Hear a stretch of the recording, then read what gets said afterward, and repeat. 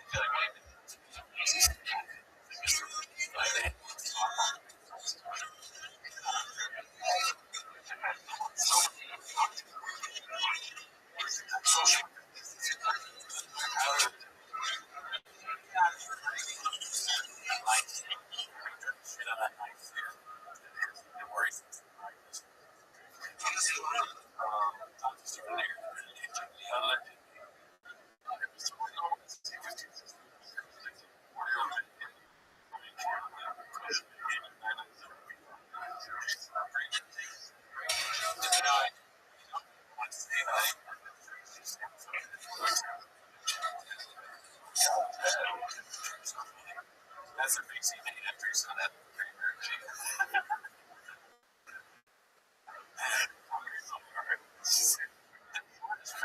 Yeah. Like, listen, I'm a baller. I wanted to wear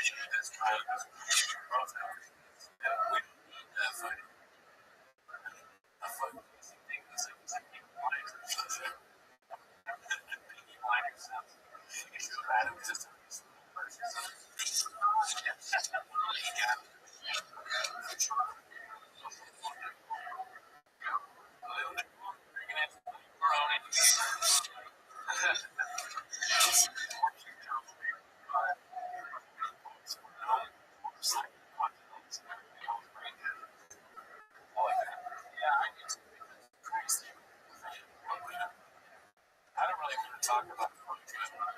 She seems like a nice person, I guess. I don't really want to get into it. Honestly, Kato. Alrighty, let's see. Let's go away from some here. Let's crack some preaching. The farting stuff is cool. I like that.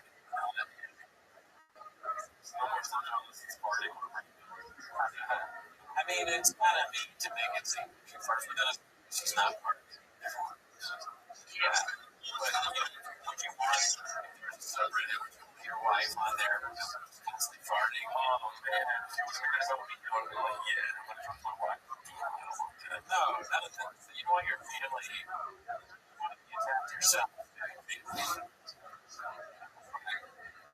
I take my word. Somebody leave time. Pop up. Just every time I think it's weird when I'm in Spanish.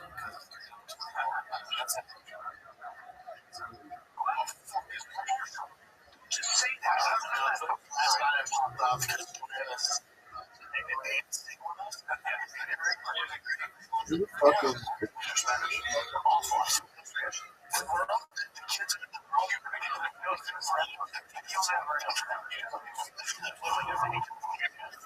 well, yeah, but wait a minute. Bro, you are not in the mix. We established that you were older. Yeah, and Chavez. That's my mom. There's no way that Chavez. I'm not right with Chavez. I know he put this up before, but it's weird.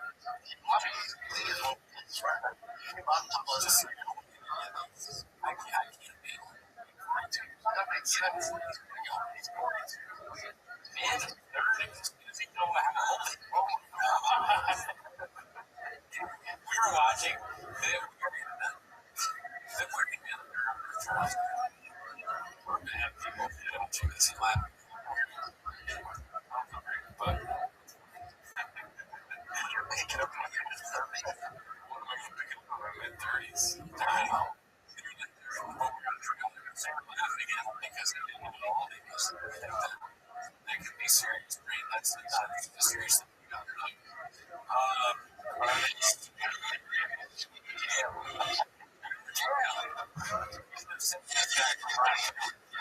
Yeah, but so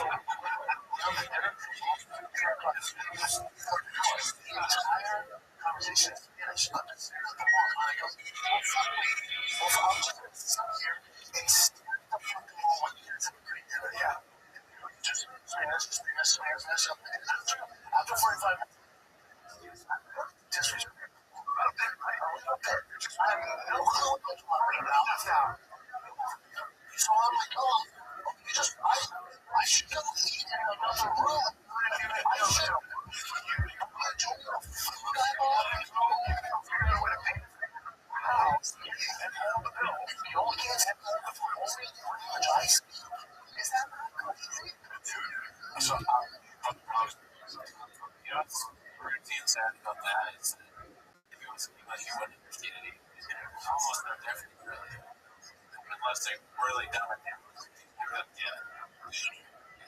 So, I don't understand this bullshit. That makes me think, oh, just that. Fucks up. What are you going to give to the friends like my keys to that conversation? It's like impossible not to. What are you going to give the conversation? I don't know. They're going to sit here and say something really stupid. We're going to have to move on to figure out your life. Like you're still black chicken. Yeah, nobody will notice if you keep the table. That okay, shotgun. Just like the horse. It's not fair.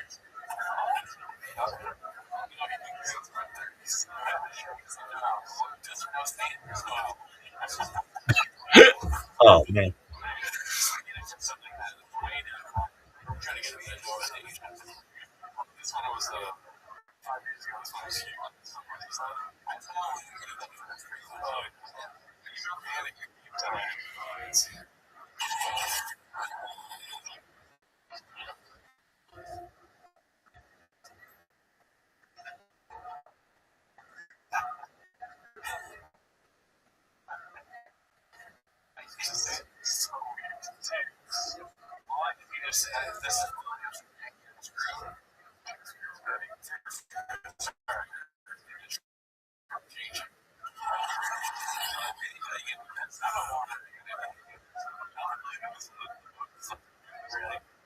Hi today. Okay. Lights blinking in front of the lights that turns on. It's weird. It looks weird. It's like, look at that. He's like, it's like, but I go up there and I'm looking at it, and I take check it, and you just gotta pull it out, check it. So I go up there, pull it out, and it's like, the person that I was not even they were I can feel myself doing it. Make $1 million. I was, when I put the ladder, I think the staff was like, I kept hurting my hand, but I didn't mean to turn on the light. That's the whole thing. Yeah, I'm not shocked. What happens next? I'm going for a different time. Let's see what this is for 17.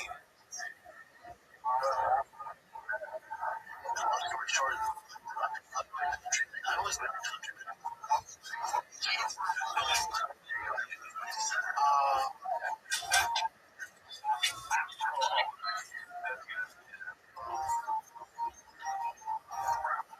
All about Spotify. Anybody? Of course, Morgan Wallen is huge right now. Homeless. It's aggressive. He's like reeling at me. It's like, what? It might have been something to take to the because I like more. I can't even remember the song. I probably would ask me. I would just start singing. That's what I would do. Like, that song, and I took singing it. I knew that started thinking, okay. What's your favorite music? And I'll say country. I don't see what I'm saying. I wouldn't say country exactly. And then said country. What they say country? Oh my god. I wouldn't use Morgan Wallen. I need something like that. Yeah, that's true. George. Yeah. You'll have to feel ashamed when you you should pick, if you name a country thing, you just listen to Spotify. Like, what do you do? This is something that needs to be popular. Like, basic reading. Mark was saying something about John doesn't understand the fundamental idea of the comedy. He thinks how they just like say that person is fat. it's a little bit. You don't go to any stick town or whatever you think it is today's whatever it's at. Get this. I'm fucking damn it. It's clean and clean.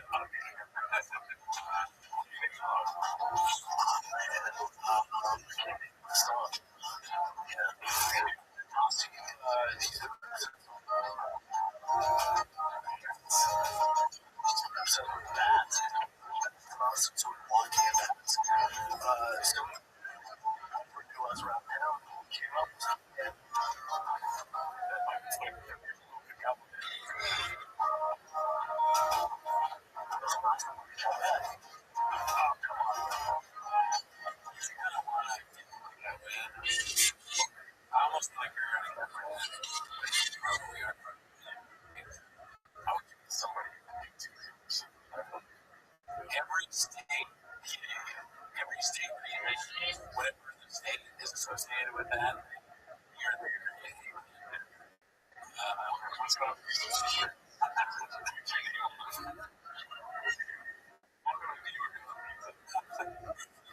I used to do that if you were seeing shop and you're in a specific state that it's something.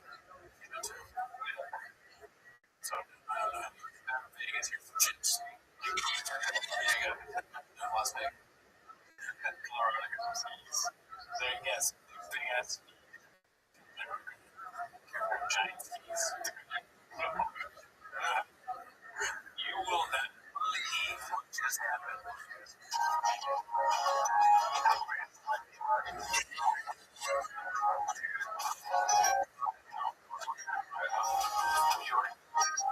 Which car? You have to get the green one.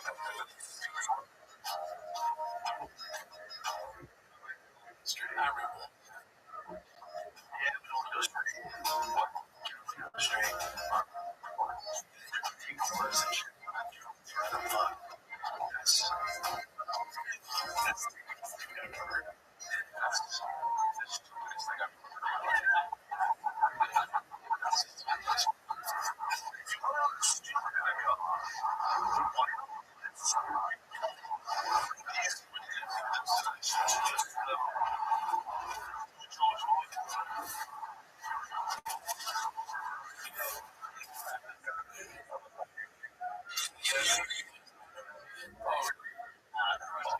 Grew up watching Top Gear. You always been trying.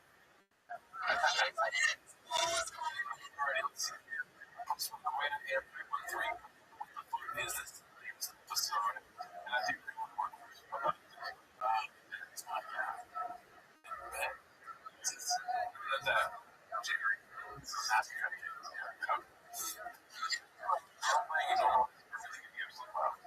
he talked to Rogan about the fence that goes on the stick. To stick to the keys. Obviously, it's here. You're marching orders.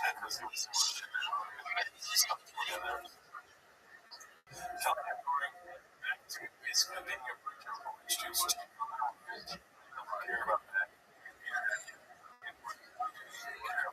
We also is back to social life.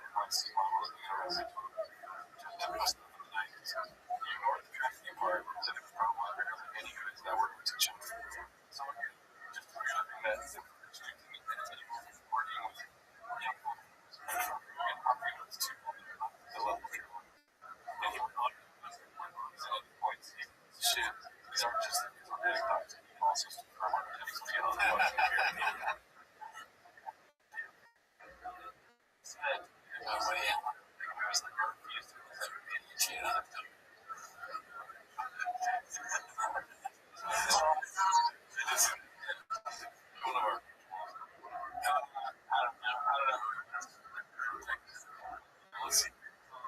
naming the water.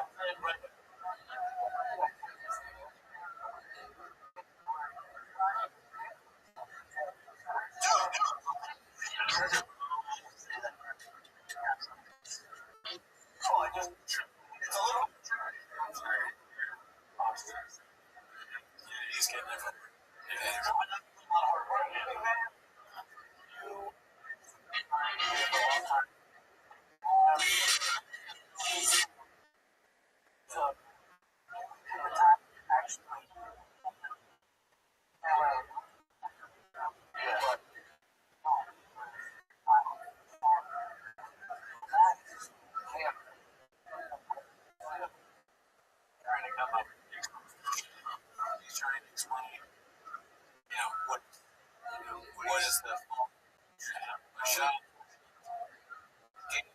Super nice. He's also like this. We do this all the time. You don't think about what you try and stupid shit. That's what I get.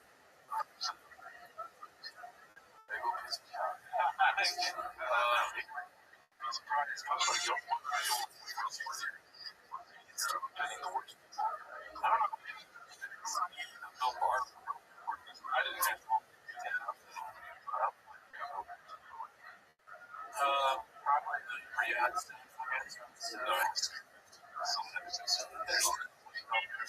He's a fight. That's what I'm thinking. I want to have there was one time. It's an island. Okay? People say, like, they convicted us of because there's no. But,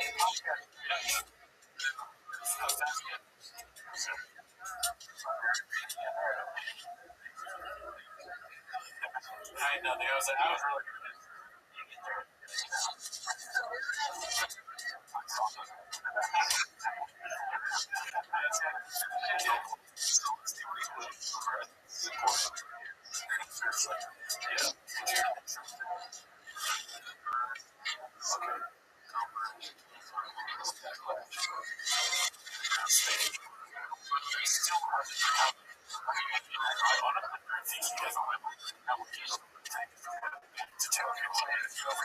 all he's I don't like that range.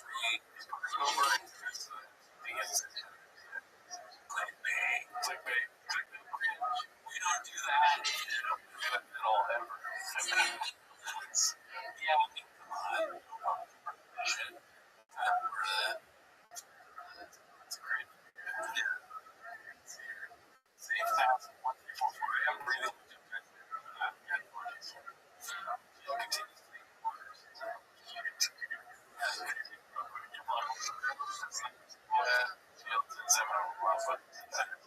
That's so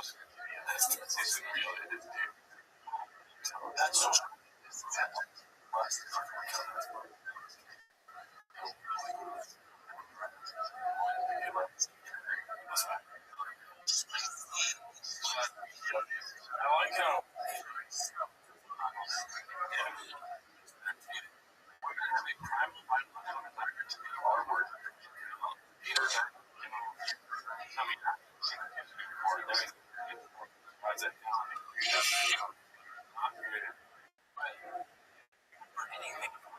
just saying balance.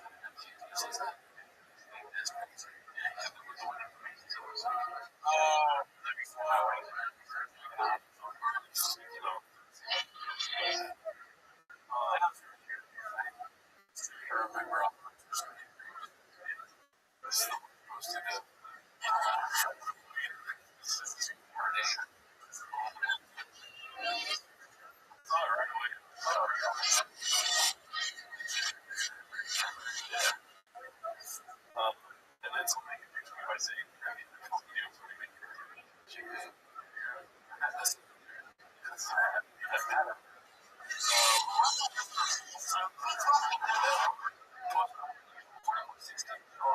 party.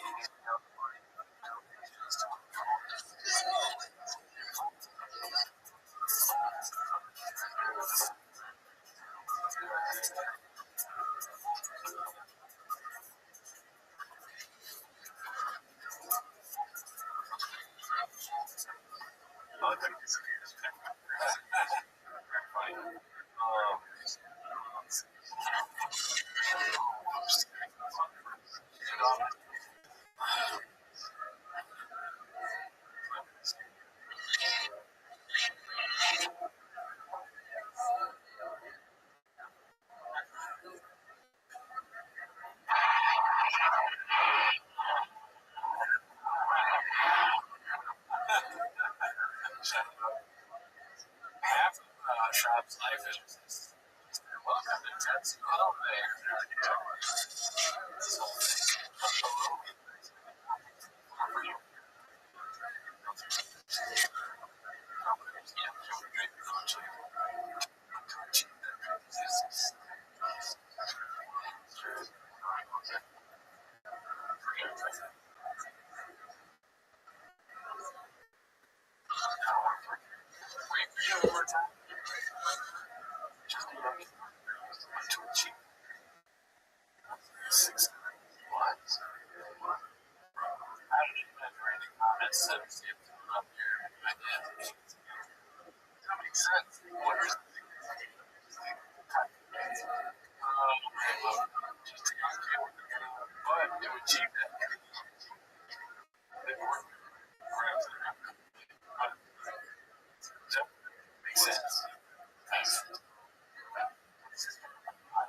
It's a 6'7", 265 and full of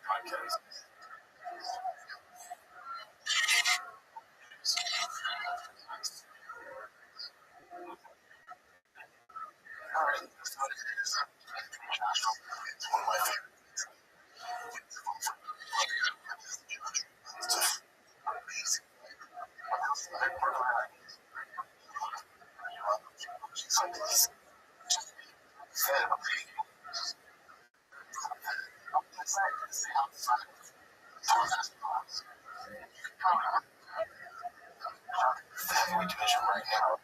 The train.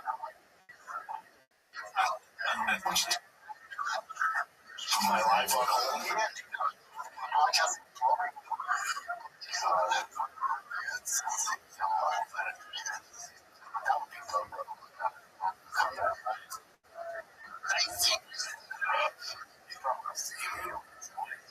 That's all.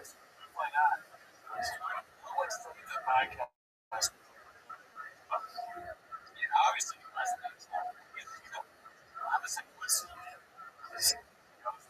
that's right.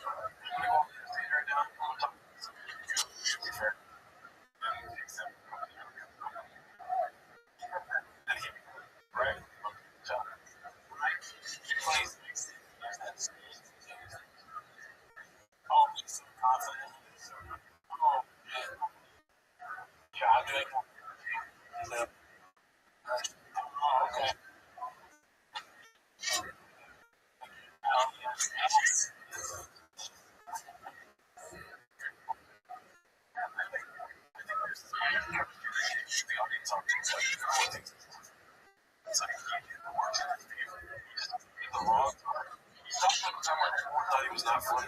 So that's like, yeah. If you do say something funny, if you don't say something funny, so wait a minute.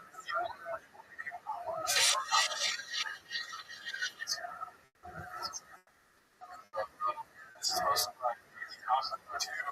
super Bowl.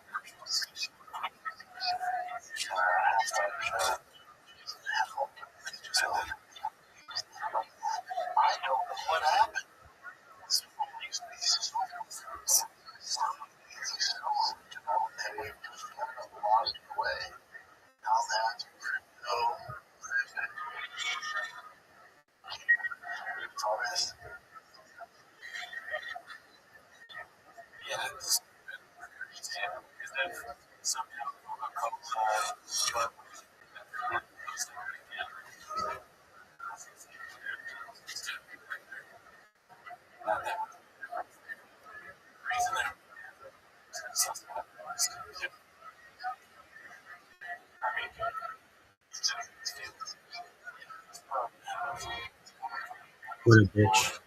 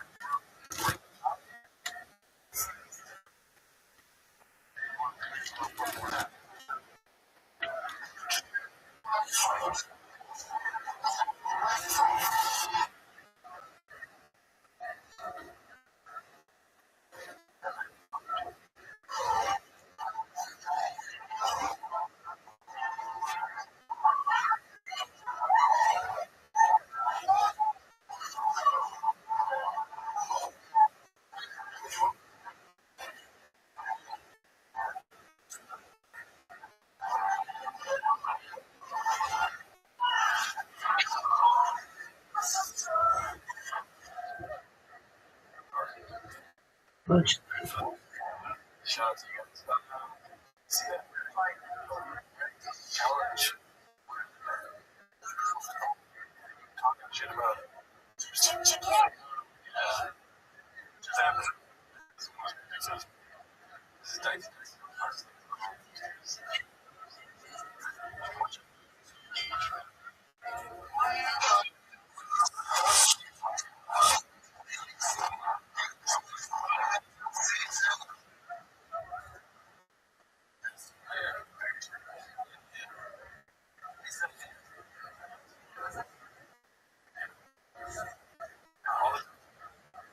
That's the thing about it.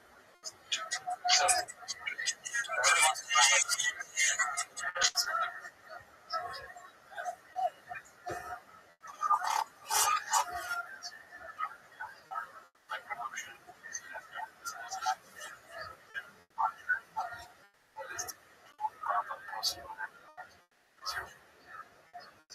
how long?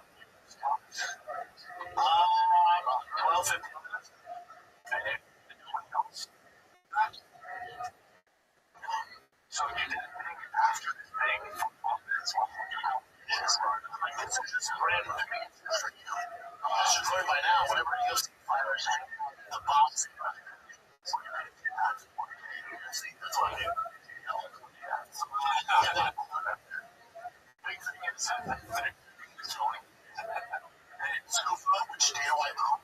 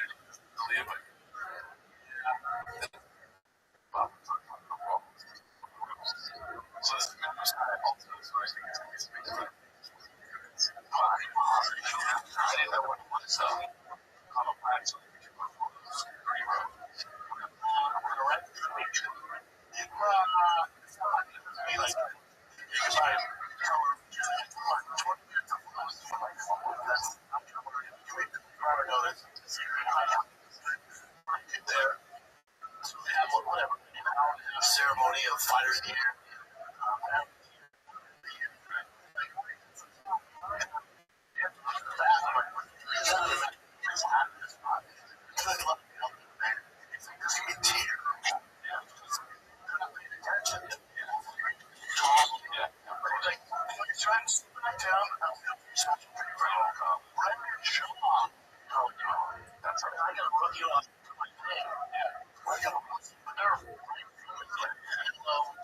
His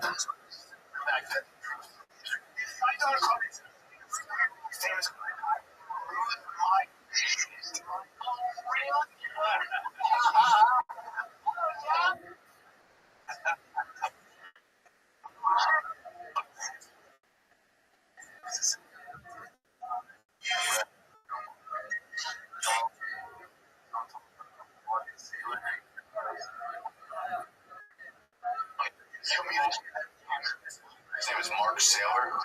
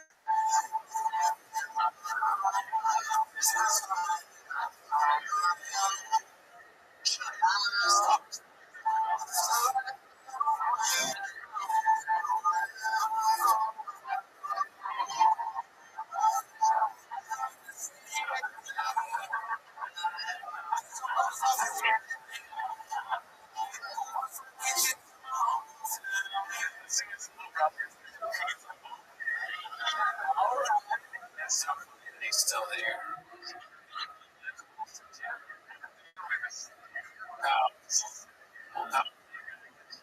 I was just.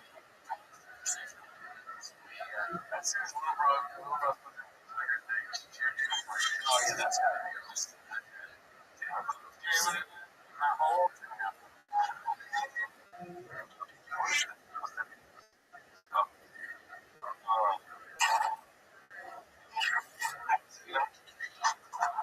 top.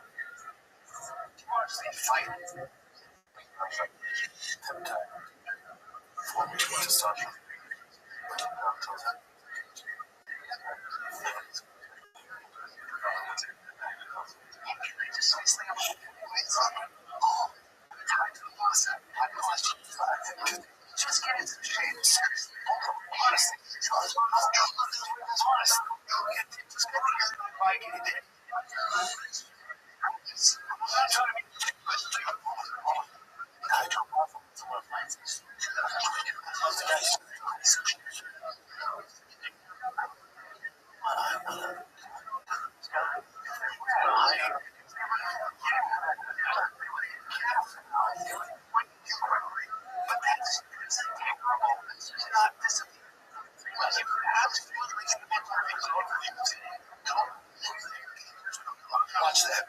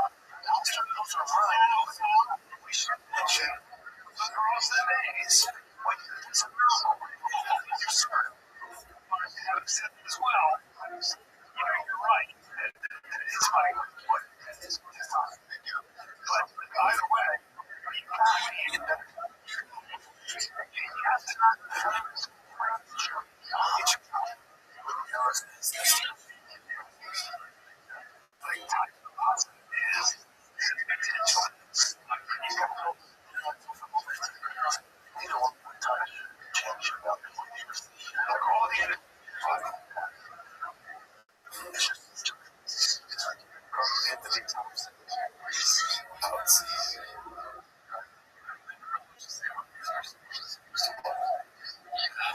We know a lot about things.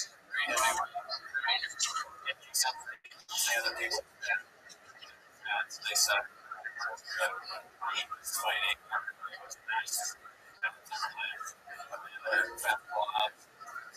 I can't take steroids.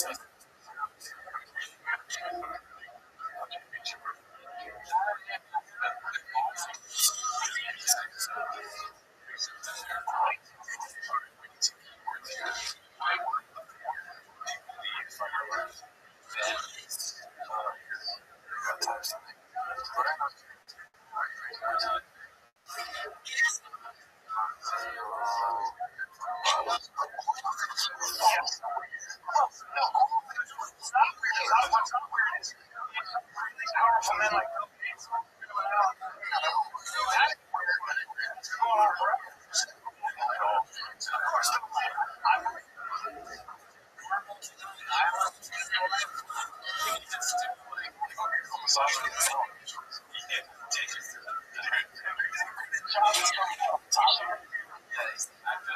cheat on my wife in North Carolina. I'm like, Charles Squirrels.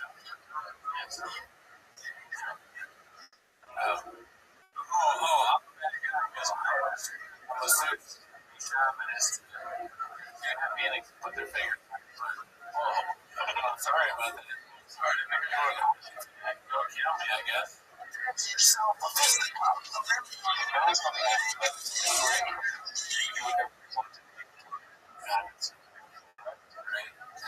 real specific. You kind of sense it. And I got it. Very California romance. Right? Yeah, for sure.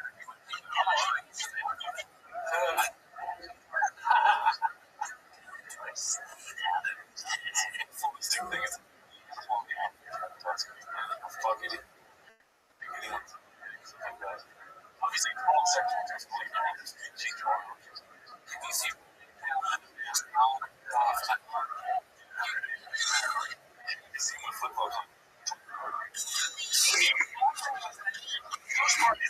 that one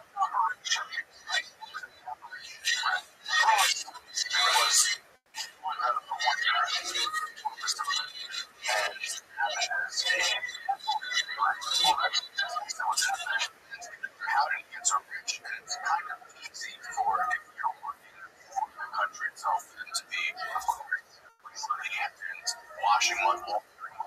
So, I mean, technically, for them to basically get, you just like hire money.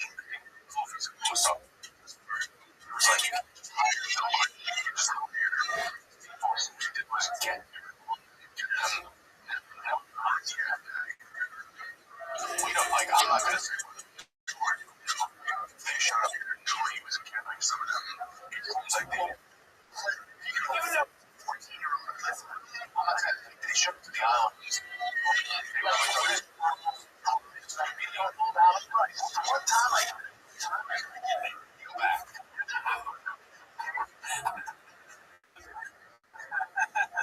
They can still get it.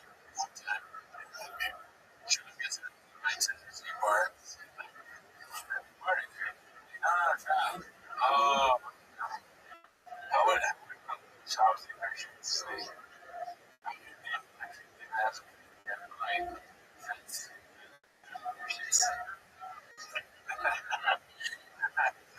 That's why Adam Garland. He got lots of shit.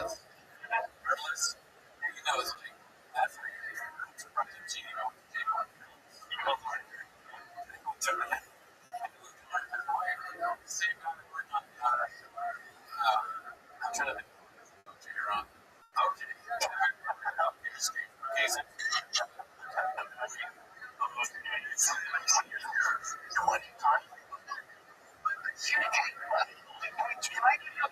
He was just a guy wasn't famous. Saw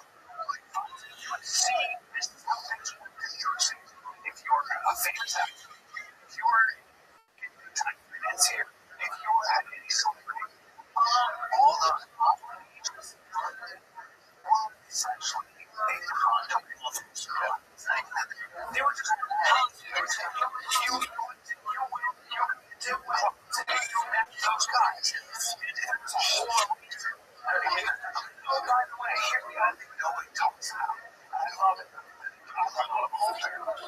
You're a 16-year-old. My wife was a baby. My first one. She was 13. There was so much fun.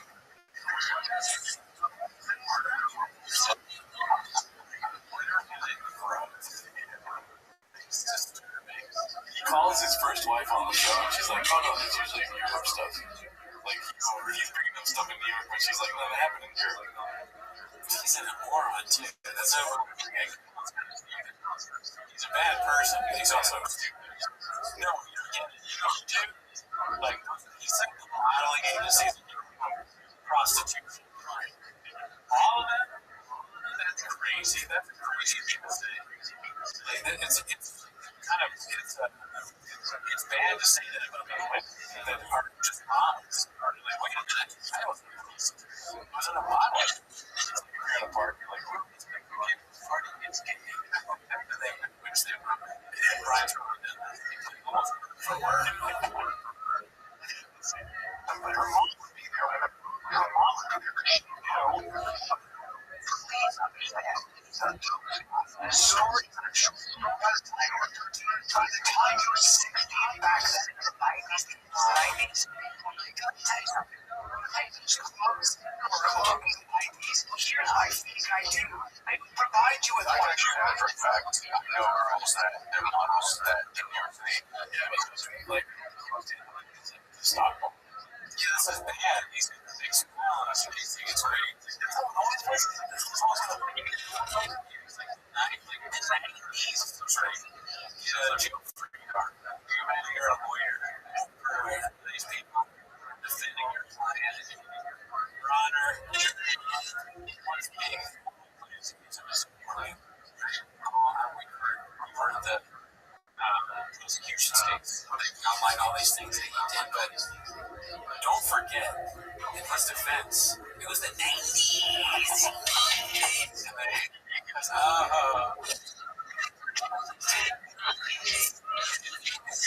you've seen that yet? It's a different time period. The 90s. As if I wasn't alive during the 90s, I don't remember it at all. Not that I'm just old enough to know that we were, but, it's not as if you're not morally bankrupt in the 90s. Some people were. Not everyone was. Genius. Boy, I'm so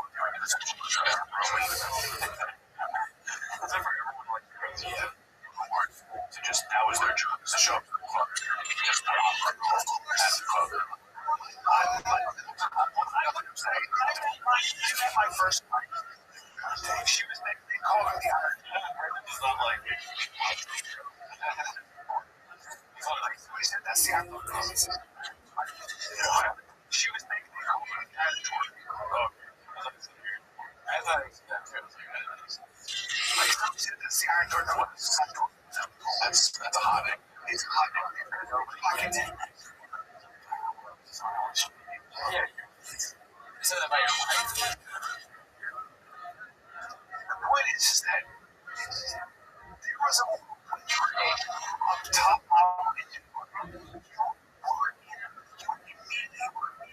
that elite of the most powerful Hamptons, parties in Hamptons. And again, that is in a ladder thing.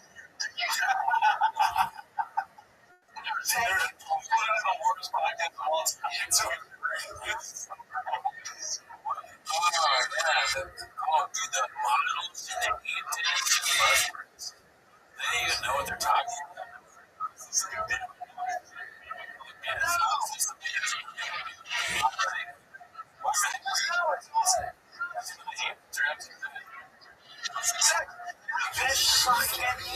By the way, if you had 15 and 16-year-old models, they were also on the cover of this. People like also. Do you think back in the 90s, anybody was checking? Back in the 90s, anybody was saying, hey, that girl, like she's 15. I hate to tell everybody. I hate to tell everybody. She's only 17. Other clients' models were 15 and 16.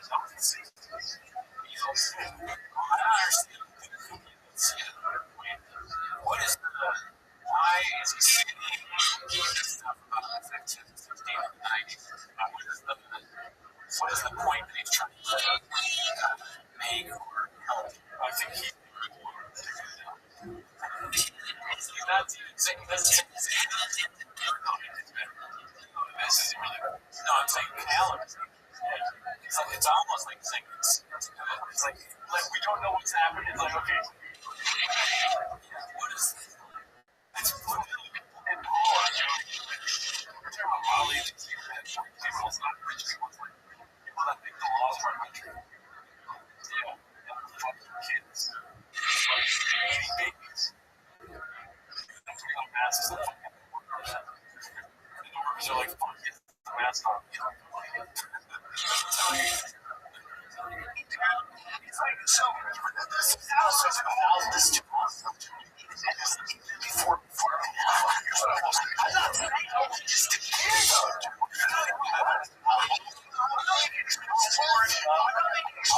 I'm saying,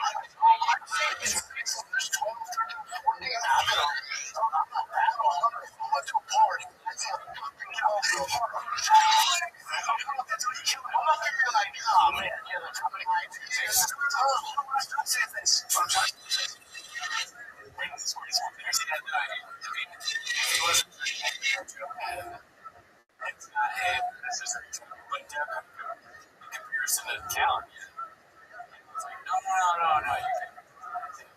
Shots like 15.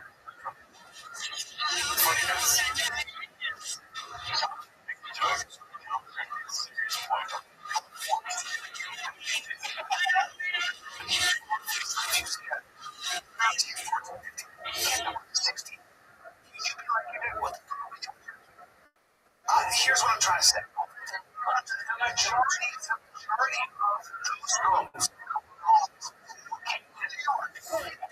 young as 13 who are supposed to be dope. I promise probably 50 to 60% have a story about how they were 60 and 32-year-olds. How they were 60. Yeah, what is the what are you saying that's the ones hang in? It's just a strange thing to say about a group and 50% of 13-year-old models was in their 30s. And did you say anything about this at the time? You're just this is true. That's very interesting. But it just makes him look so like I look over the record. I don't know. I mean, you know why?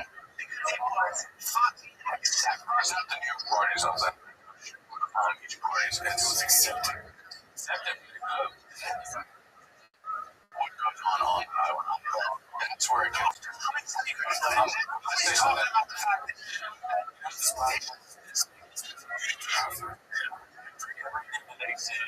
there's conference response to the other guy.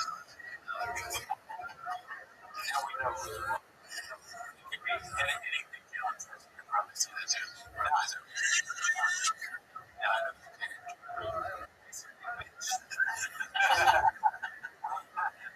Well, I'm surprised by there. I'm surprised what's happening. I should agree with that. Here's Morgan made it say recent.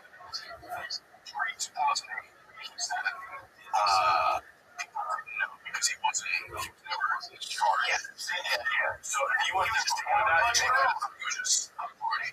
But after 2008, if you're still requested to Cruise Island, you just didn't tell me, right? Which is sketchy. There's a 5-year mandatory sentence. He only did 6 months after which is sketchy. There were 40 witnesses posted about this guy. Like, on Monday, he's going to go to the island afterwards.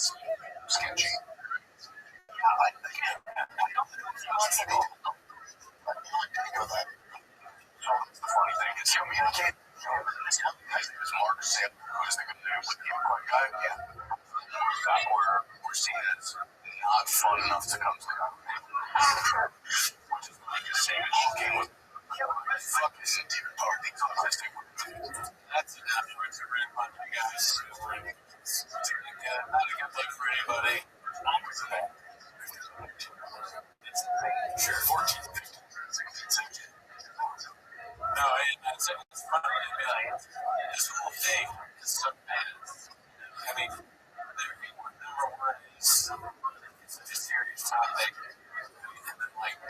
it's a bad or whatever. Not big. Alan is kind of coming off this historical perspective they have of how it was really bad and everything. It was accepted. It doesn't say it's bad. It doesn't say job is like, it's just normal shop. And then it goes to a sequel. It's just a mess. It's a mess. Yeah, it's really bad. You know? Bobby, no one's been more supportive when I see it's just so weird for him to come.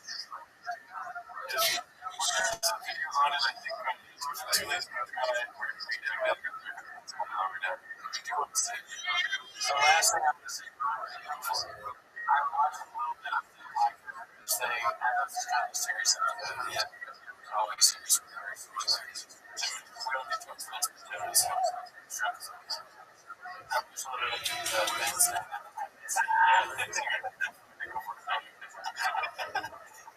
And that fucking guy is full of shit. You watch him, his blackmail thing where he was like,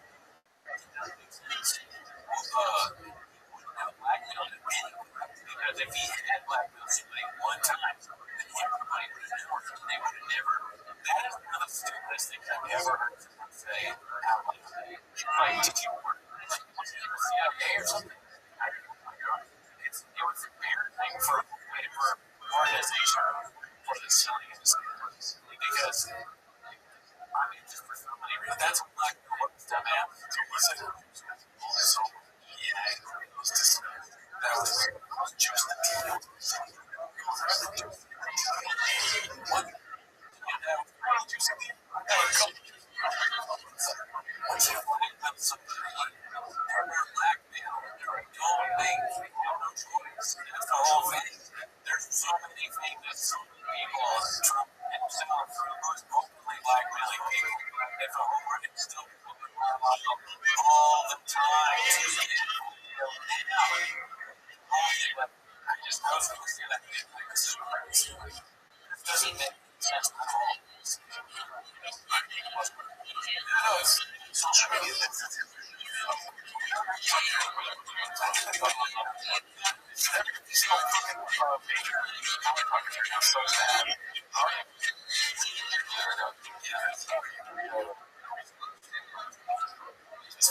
I hate how it's like and everyone like sees it. Yeah. It's just I don't really know what's really going on. It's certainly not that. All I know is that people are dying and there's a million ways about it.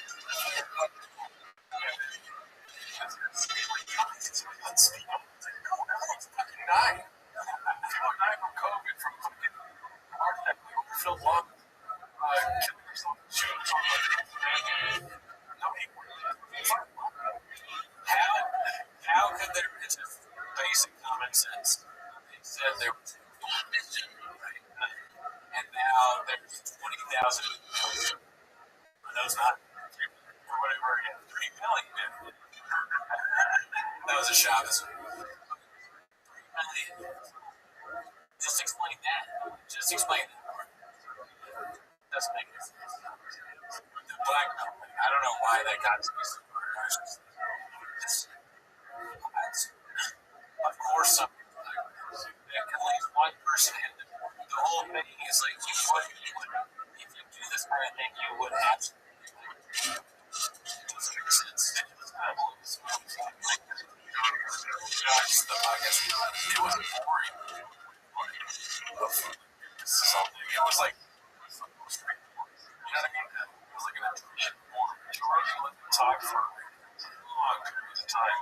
And it's weird request the whole time. I was like, honestly, I don't know. It's like these things about, they were just deals. They were just like, I create contracts. Let's talk about I create contracts for whatever. Let's talk about fucking JFK for 10 minutes. Let's talk about this. Just like, see, that's what always makes sense. Like, none of it makes sense. They talk about it, but they won't talk about it for 3 hours. Yeah, you know? I mean, it's not even a good thing, really. I know this is probably stupid. It's it's not even a good thing to have a bunch of women there just as props. More like, right? Like, get them to fucking God knows what. It's also bad. I mean, that is like over the top. But the man's guy is like, if you defended this shit for 40 hours, I don't know, I guess, for Joe. Right? It's just, doesn't even make any sense. Nobody believes this bullshit.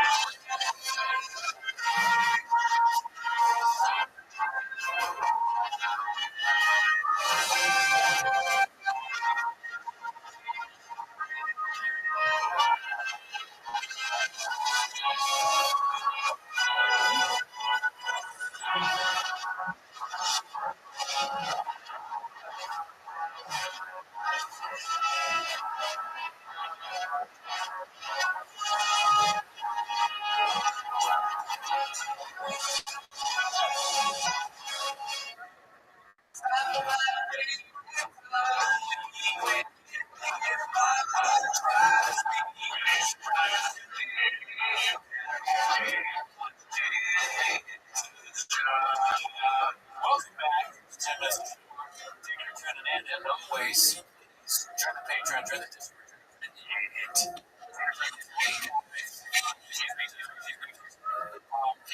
Join the Patreon.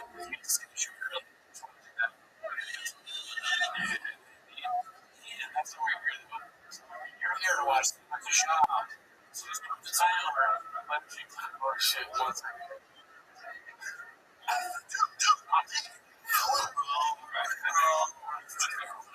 Let's get GTA 6. 19. Years in a row. Super Bowl. Does anyone have usually like the daily song? It's just honestly, it's what happens when successful people lead things. They become even more successful with that. Tiger. Watch the Rocks fellas. Also, maybe if you were with your family watching scroll and you go, oh, you see that? That's what I did. I was like, it's kind of like when you did it, I thought that is really good that you did it for your family, but it's the Leonardo program. And that's our mom with the cat. Right, is that not a post? That's got to be a marks on the thing.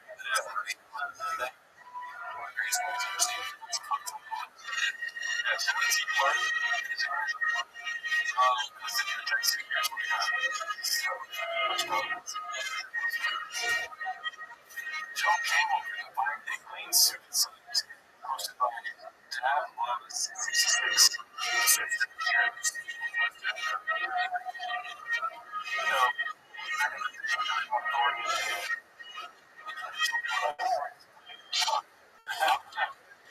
Yeah, he's just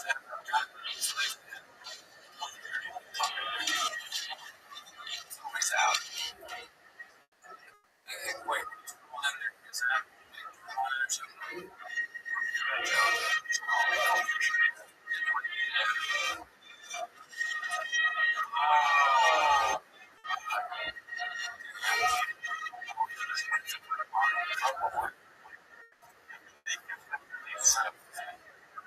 So I had to work out to get a laser.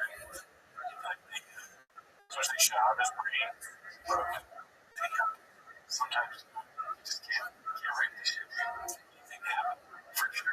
The wife is it's not outdated, but it was working. I didn't even think about it. Hilarious. So much cooking. Just a bunch of pattern. I was thinking he's a solid. And he didn't have a suit until the very last minute. He's like, hey, we're trying to give you some guys. I was like,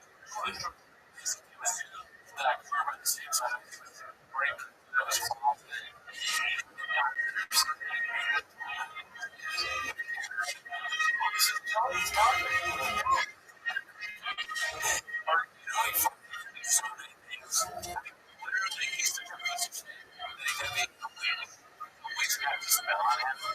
Because he did, like, he had a witch's car and tried to drive off, or he did something. That's not his fault. That's first. He's a dude. Here's my thing, dude. Jay Wardle. I have worked this.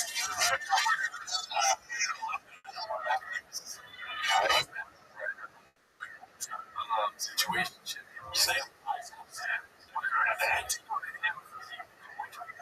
battle. It's like 5 years. Yeah, 5 years.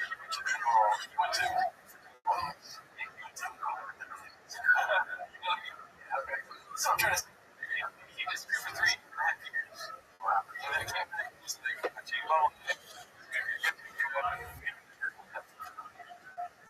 never really interested. He's kind of, he's tough on, when it comes to drugs now. Right. Is it there? He done it for a while. He just doesn't need to go to rehab.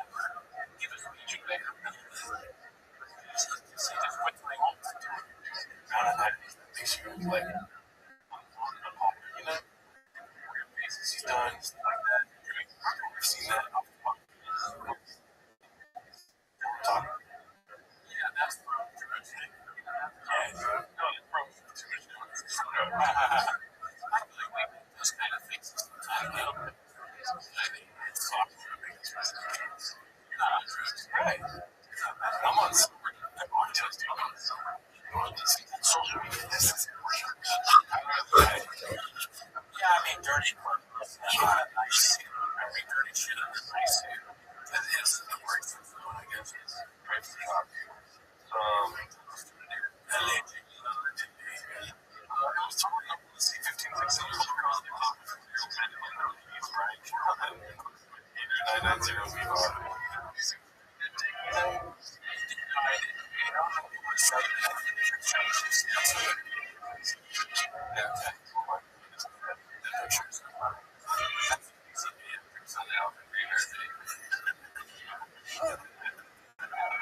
Comedy's over.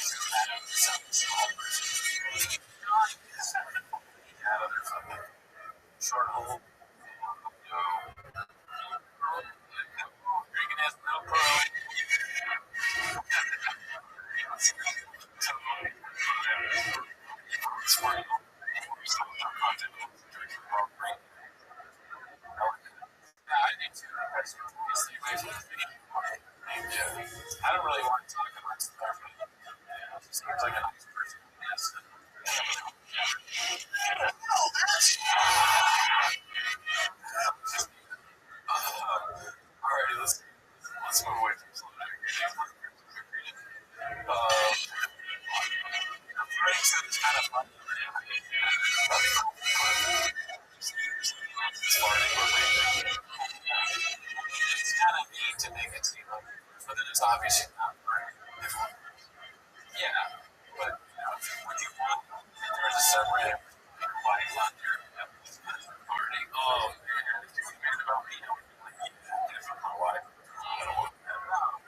No, you don't want your family. You want to be attacked yourself. That's what it is. For it's mostly about your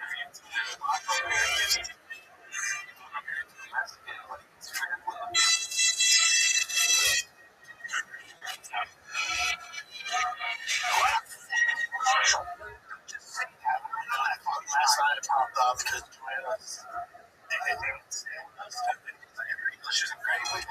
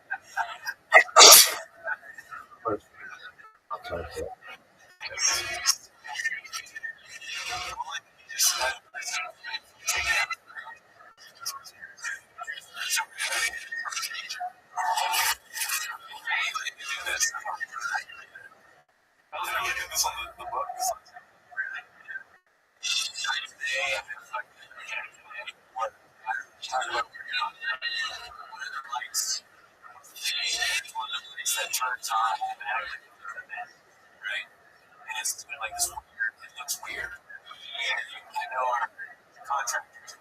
Yeah. So I texted him. I was like, here, can you look at this? And he's like, it's just a lot. So I go up there and I'm looking at GPT picture of it. And I try to put it down. It's really involved. You just gotta pull it out. So I go up there and they pull it out. And I said, I have the person by the Sunday design. I put it in. Yes, I can film myself doing that and make $1 million. I always fell off that. You know, when I put the ladder, I didn't do this. I put the ladder on. And then the snap was like,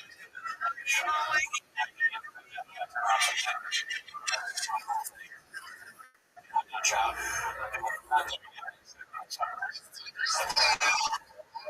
What happens next? Another one from, let's see what. Let's see.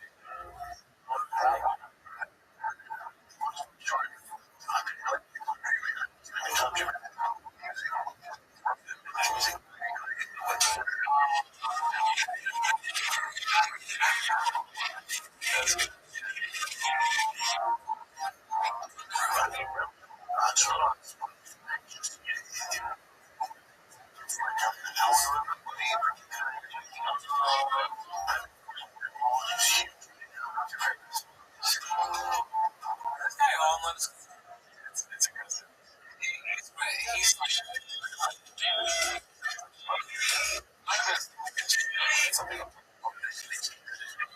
because I want to get a portion off. I can't even read the song. And that's the thing. I'm saying, you're getting, okay. Sure. Another thing. I was like, no, see, like, this is what I'm saying. What exactly? Does that make sense? What your favorite things is about? Like, wow, what do you say country? Oh my god, I wouldn't use the word doing something that I can off of the song. Yeah, that's true.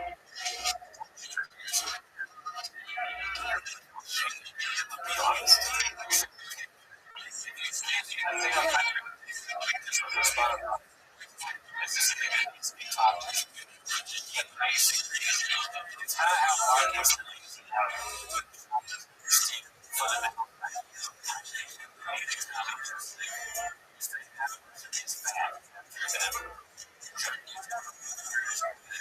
Where so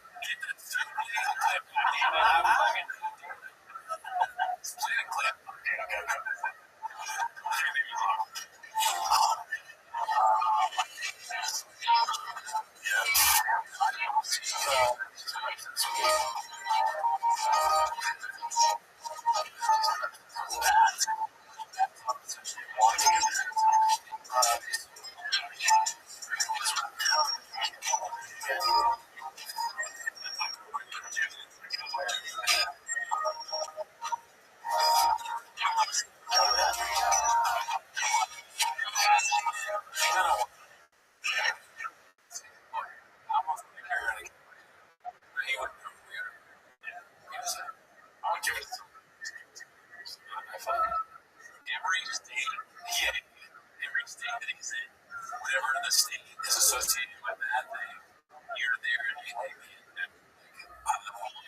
She's great. What's your name on it? Pizza. Every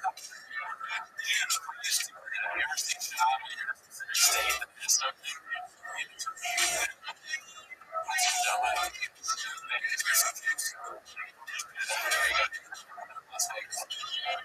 Colorado or some skis. Giant skis.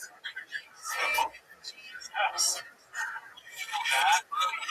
just happened.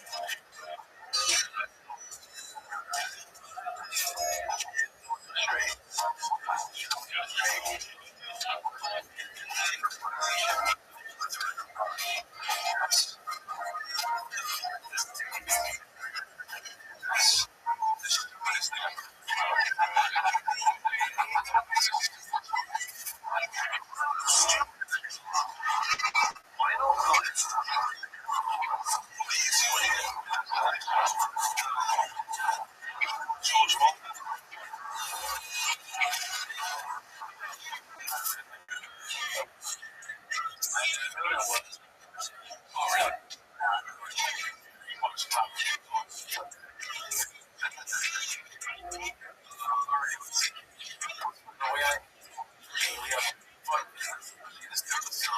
And I think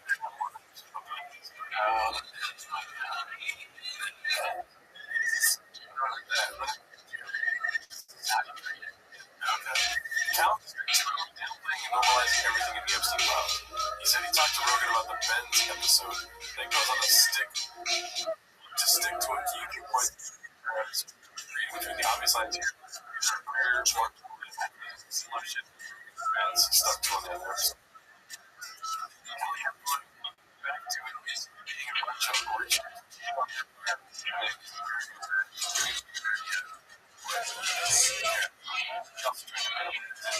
What up, Nate?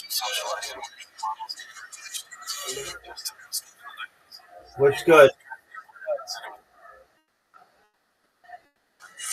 I shoot my life 24/7. What's good? Amazing. How'd you find out about me?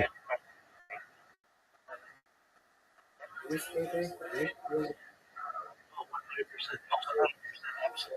friend, do you mind if I tell you about myself?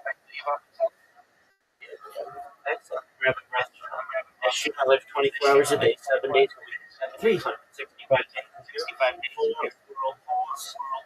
So for more than 4 years, I should go back to the pink. We've seen the death of the queen, a coronation. Have you seen the movie The Show or the show Big Brother? Okay, so that's what I did. That's who I. In the 1990s, the phrase was coined, and I'm making a shit. I can't hear that. This is the biggest hit in global history of our lives. 2018, instead, data, take a patrol. I have one data. I have one data. Never. Make me fair. I'm going to, when I do, I'll financially that you have wealth if you don't. I want you to be able to start taking organizations.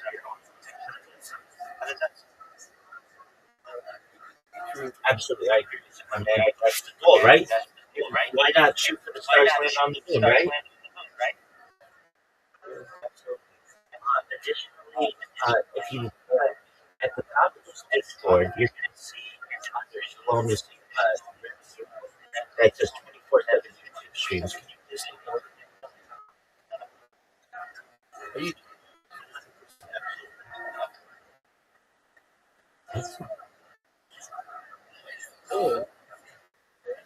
Oh, you should see about 20 different angles. Right? Scrolling down. Right? You started at so my life. You go back in my streams, 4 years, nobody else. It's very exciting. It's not just my life, but it's the story of today. I keep radio archives so you can literally check out not just 2026, 2021, but also every day. Not cool. So, additionally, I talk about technology such as agricultural drones, water greenhouses, hydroponics. I talk about individual tires, sponsored by Bill Clinton. That's worth about $100 million. As we build wells, water towers, and developing nations for the benefit of the less fortunate. Additionally, I'm an advocate for lifestyle programs. Most importantly, desalination technology, where we pump Earth's seawater much like drinkable. Those things sound good. I do my best to be 100% in my future as well. Discuss the future. Things like anti-gravity, anti-matter, fasting, communication, artificial general intelligence, space elevators, tourism, of other planets, interstellar travel, Santa Claus machines, portation, you know, not know this, but the first successful deep sea took place in the year 2003 with the Korean Ibex, which was located in the States of America. Fast forward to the year 2021,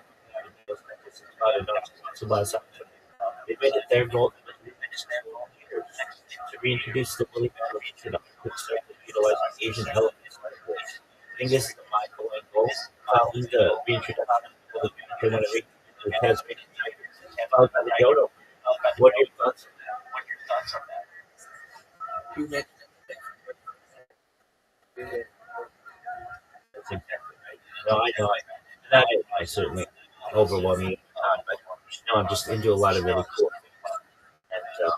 And as I continue to stream, my influence grows. In the last 100 days on X or Twitter, had some growth about so it's good. And, we've got just 100 people, which is great. I've got people who really me, and there are also people that stream their lives. We're just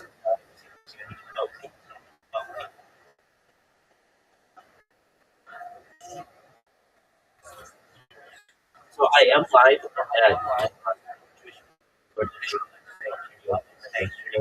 to a group of people. If you ever want to karaoke in it, if you ever need anything, it's here to help you.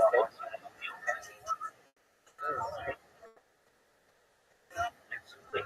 So, okay, but know that if you ever need to speak or you're bored, come in here, catch up with you, let me ask you what you're interested in.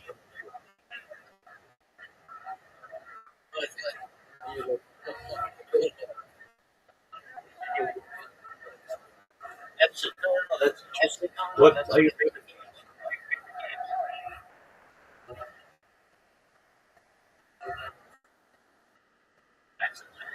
What about you playing sports? Okay, excellent. What position do you play in soccer?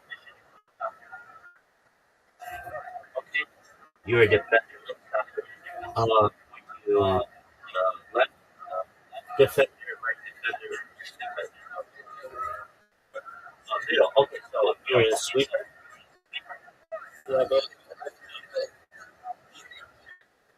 I understand.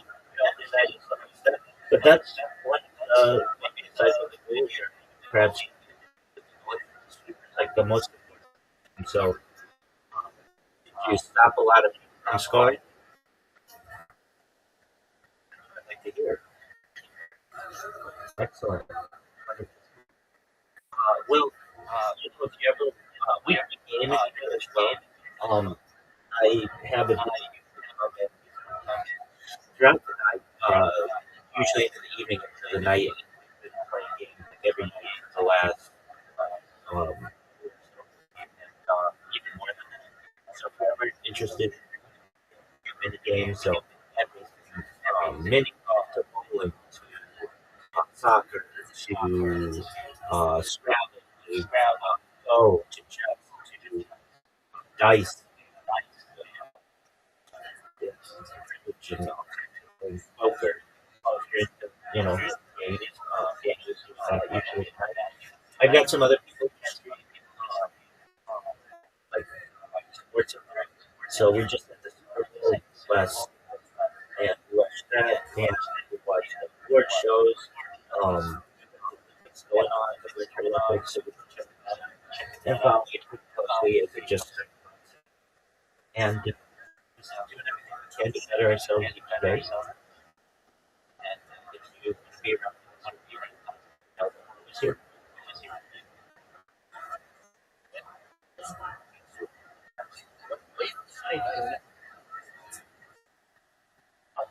That's something when people I get mean too, but I do like to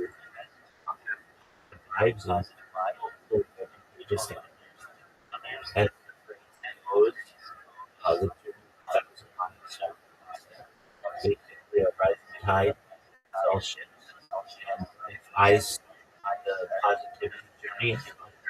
Hopefully, it will spread and to treat others as well as I'm sure you're aware being a Jew, a rabbi, you know the Catholic rule, especially treat others the way you have to be treated from Leviticus, and that is the whole of the law. And if you can do that, hopefully the world will be a better place, right? 100%. Any other questions? That's good.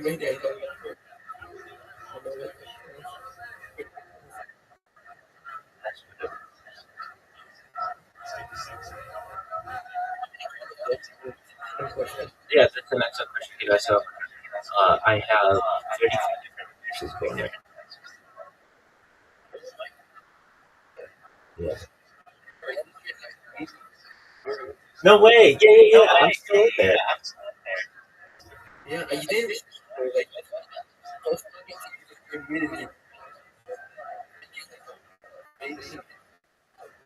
don't usually do stuff with people on their servers. I'll just say I tag or say tag. I'm just usually busy doing things. Uh, I'm in so many different servers that I answer to every single person. So I kind of just give people a tour to my world, allow them to observe me. If they want to talk to me, they can always tag it, send me a message, and I'll get back to them. But aside from that, everybody's kind of just doing their own thing, and people can watch what they can. If they don't want to watch it, yeah.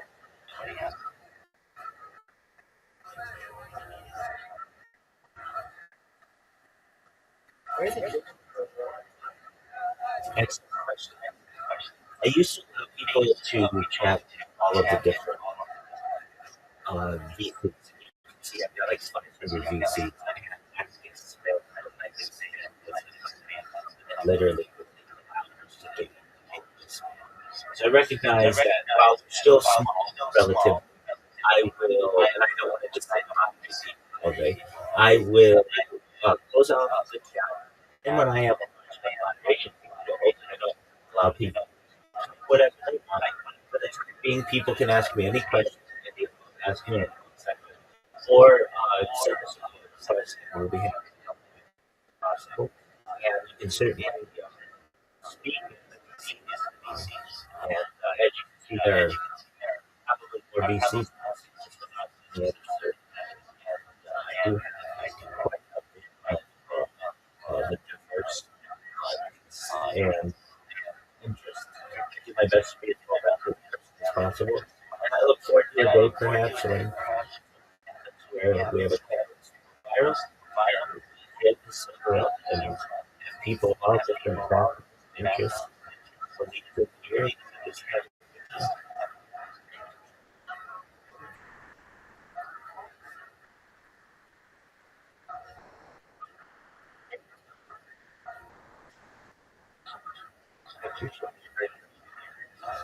if you have questions, you want to ask them later. You don't have to ask me. I'll do your own thing. And kind of you spread the word. That's okay.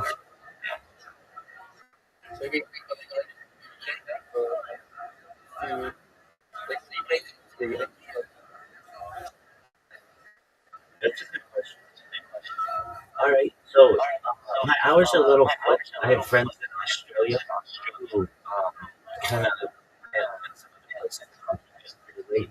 So I'm trying to stay up all day and do something. And I look at like my average day and what my day. Um. So wait, I say money. Daven chakras. Once that's done, I teach class just uh, on. So today we went through some biographies of novelists. So I for people like the Yiddish speakers and some just essential Holocaust that people should know. And then I have an open section towards the end where we take on a topic of the day used to was the role of women, Jewish women, in Kabbalah, why Kabbalah is generally in the past and has been really at least about 1,000 years. If that's going to open in the future, we have that discussion. And so today's class was an hour and a half or so. 2 days ago, it was like 3 hours, so sometimes it's anywhere, it's always an hour, anywhere between an hour and 3 hours, just going to these types of topics. I tell stories about myself as well,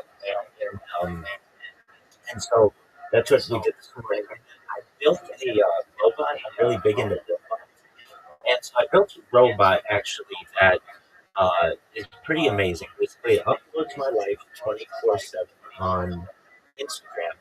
But what it does is it takes about like 90 second increments and then puts a random songs over it. And it could be anything from Nicki Minaj to Billy Joel to Elvis Presley to just Ray Charles to Frank Sinatra. It could be the random song. I've got a program to do that.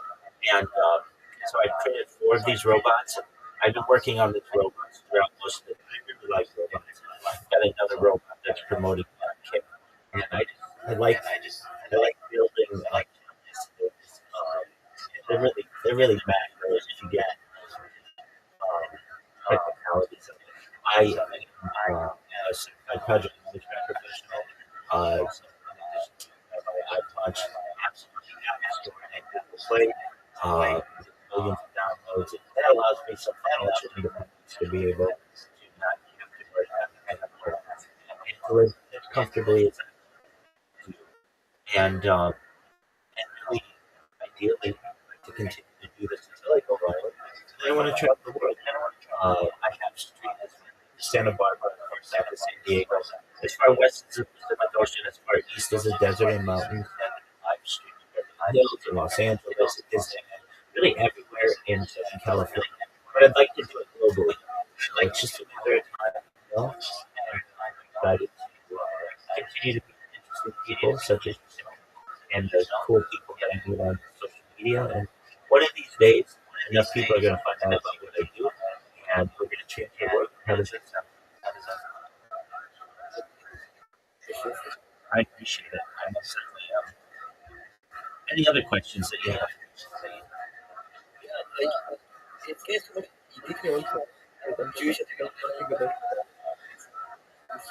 Yeah, no, I know it's not.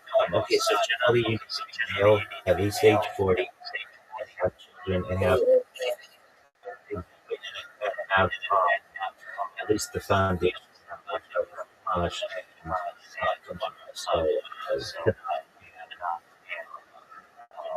and but what I can tell you is the best. I'll give you the best way, but the best way is to have an excellent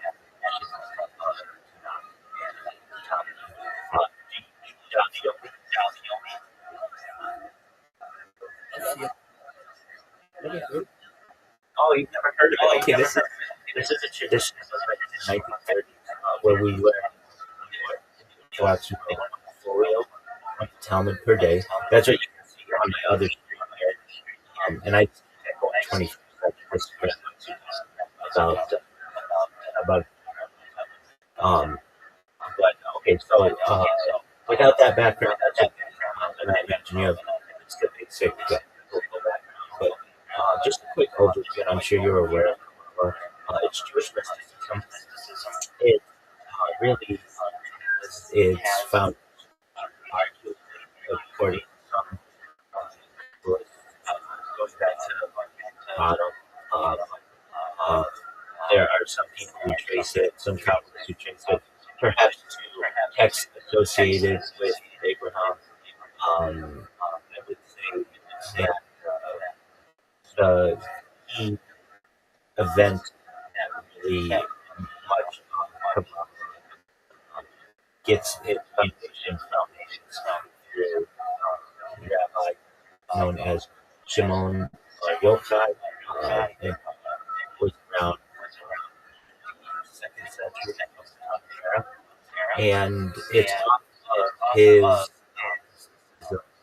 that traditionally text as so far is based, and that was first published by Rabbi Moshe David in Spain in the 12th century era. And from there, several of that were developed. Certain Rabbi Moshe David and Moshe Luria, or well, so Luria. And then from there, we get into the Hasidic world. There's to the century. We have the time that by the founder of Chabad, so that Rabbi then from there moved into the century. And then certainly a split around that time between the more modern world and the Hasidic world. And then the 20th and 21st century where we are today into Kabbalah Center that you have in New York City, or where we have one in Los Angeles, where that affected the Kabbalah. Basically, it's about higher level, higher level. But I don't just smoke up this. I get down to a lot of inconsistencies, and we have to get to those first. So, something like when the Tanya, which is the basis much of Kabbalah, was written by Rabbi Moshe Leon, his wife came out and said that it was not a direct, there was no direct connection to Rabbi Bar Yochai. It's attributed to about a earlier. Basically, was making it up in order to make it. There was an investigation. There's about only 1% chance that it actually was down throughout the ages. Most of it was probably made up. And with that being said, it's kind of heartbreaking to know that, but that doesn't mean that it means it's inaccurate towards we believe as Jews. And Kabbalah reintroduces topics that, in many ways, against tradition Orthodox. You know who Rambam is, or Muhammad is, right? Okay, excellent.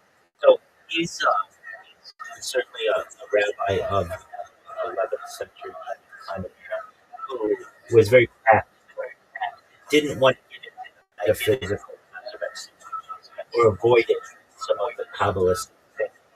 And so there's a tear away from with Kabbalist teaching.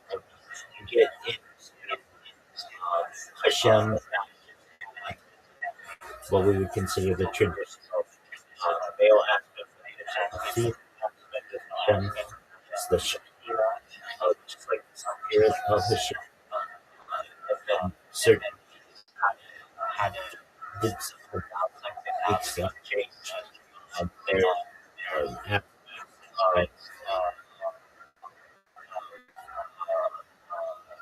just where Hashem even can do.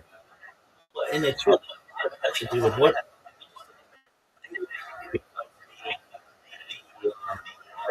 should not be. She hasn't come, and Israel hasn't been found. It was just kind of like we were. Much of it was just built upon it, but it was not the most solid foundation. There are aspects of it in terms of meditation that have been abandoned in terms of our modern. There are also aspects of it that we have injected into our daily and weekly services or routines. Certainly, some people, but yeah, generally Friday night was some OD. That is a Kabbalistic uh, development that occurred in the 16th century or so. 16th century, and was not previously in our uh, our general wasn't generally said until even late into the 17th and 20th century. Once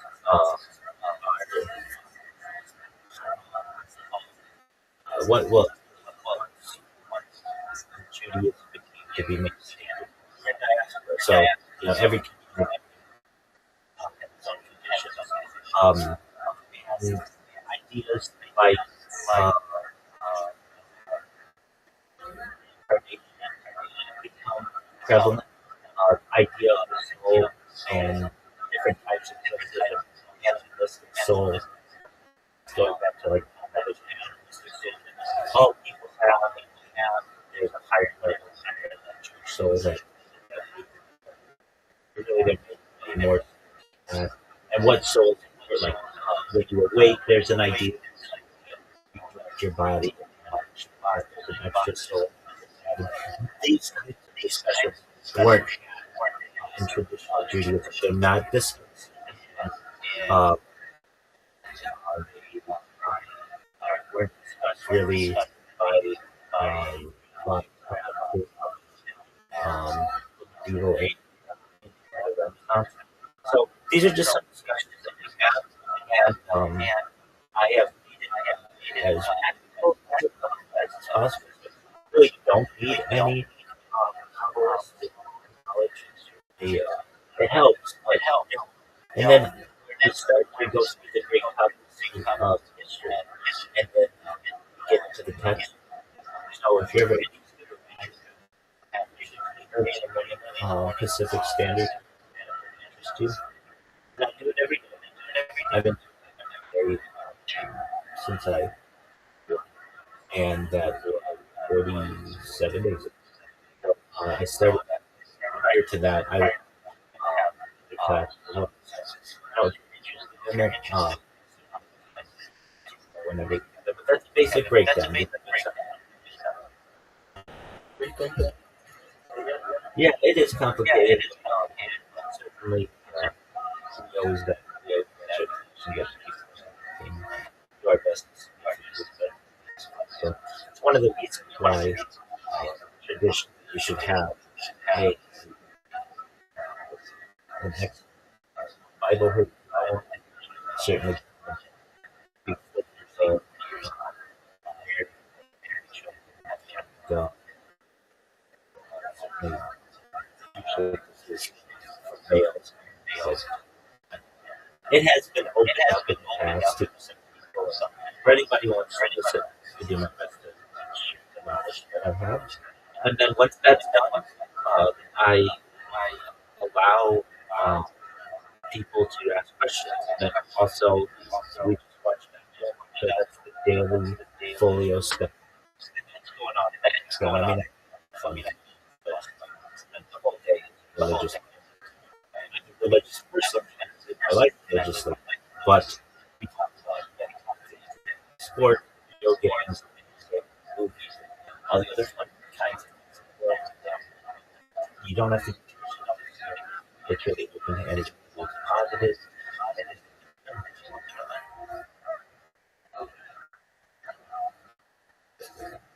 Do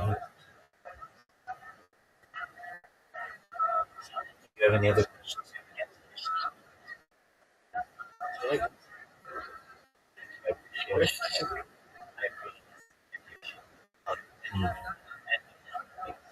Oh, 100%. You're always welcome. Give any other questions?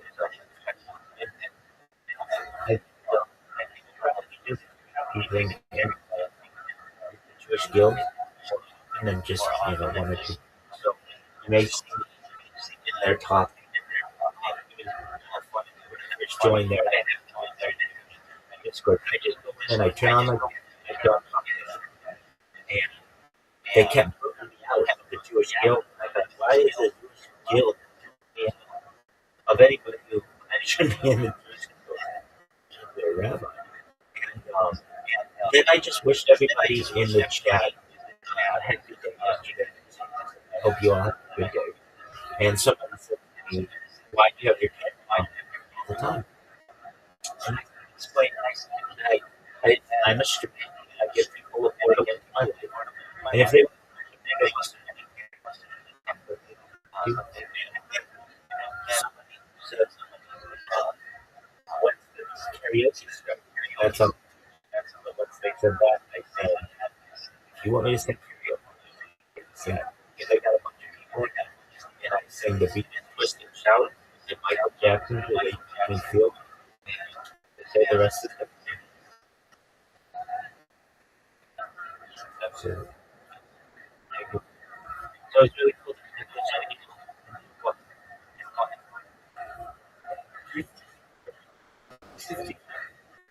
I know they do. I know I need to do it. And I explained it when I came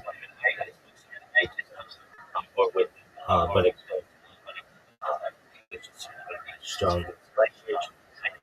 I hate that they do that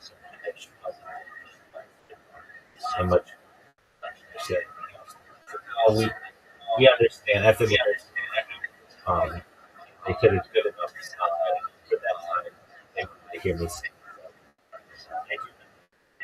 People in there, but it's cool that they have people as well. And I'm very appreciative that they were understanding. And I told them that I'm a lifelong learner. So it's makes it very cool. And when I was done singing, they gave me some complimentary messages. And I kind of went about it.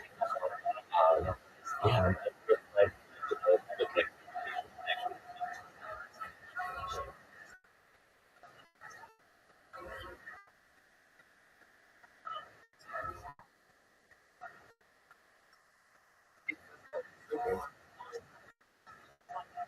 Can you repeat that? Oh, so I did, but I'm in my limit, 1,000. Not to say that I can't make an exception out of the somebody, but yeah, for you, my friend, you've been so I did so absolutely. So just one moment, I'll send you one.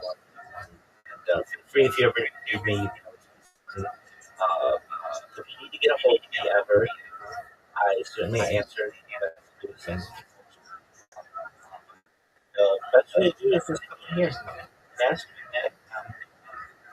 Happy to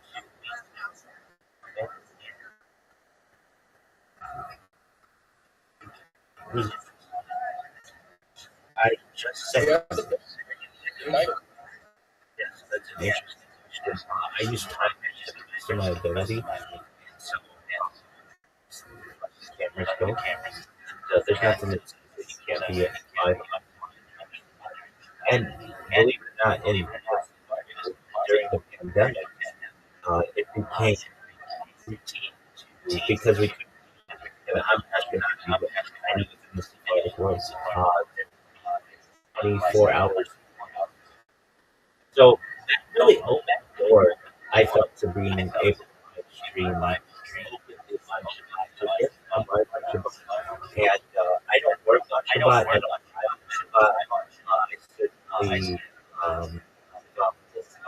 avoidance of the 30 vote, the prohibition, but there's nothing that says that you can't be live streaming during Shabbat, especially if it's March today. Why should that not like not combustion? It's not cheating. It's not cheering. It's not it's not cooking. It's not visual. It's none of those things. So there's a growing certainly within Ashkenazi communities, it's basically been in many ways in Sephardic have a life.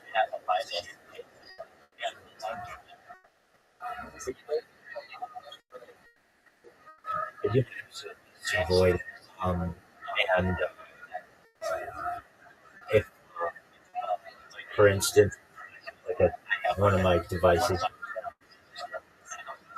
started,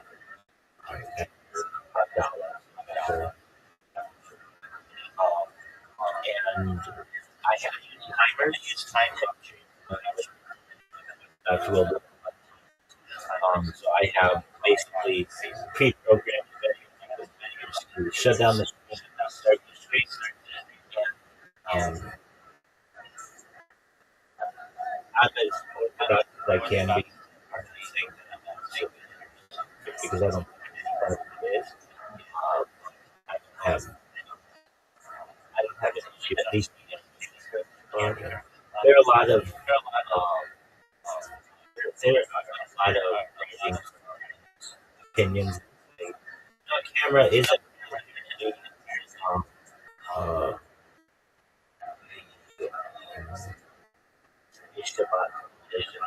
we have security cameras during Shabbat. There's security cameras lighting just about every school or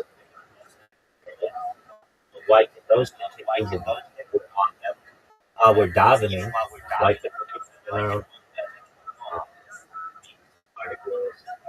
now took it to another level and said, why can't I be in a call during with my family? We can't be together because we have to stay 6 feet apart. Why can't we just have little portals to each other's? Once that foot was in the door, it opened up the Ashkenazi discussion. Wow, the Ashkenazi world hasn't embraced it as much. We embraced many things that we didn't have previously on live stream. At least like my multiple shows, of which I'm for live stream are really rare previously. So I think it's just a matter of so I even think I have heard it argued that you should be able to control during it's not combustion. Where in the Bible does it say you can't? Where in Talmud? Yeah, that's electricity is not fire. You get what I'm saying? You know what fire is, right? It's combustion. No, that's different. Combustion is fire. That's like you light a match, or you light a candle, or you spark a flame.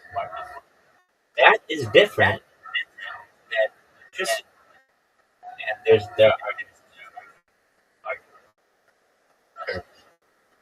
how these are treated. If you want to study electricity, you become an electrical engineer.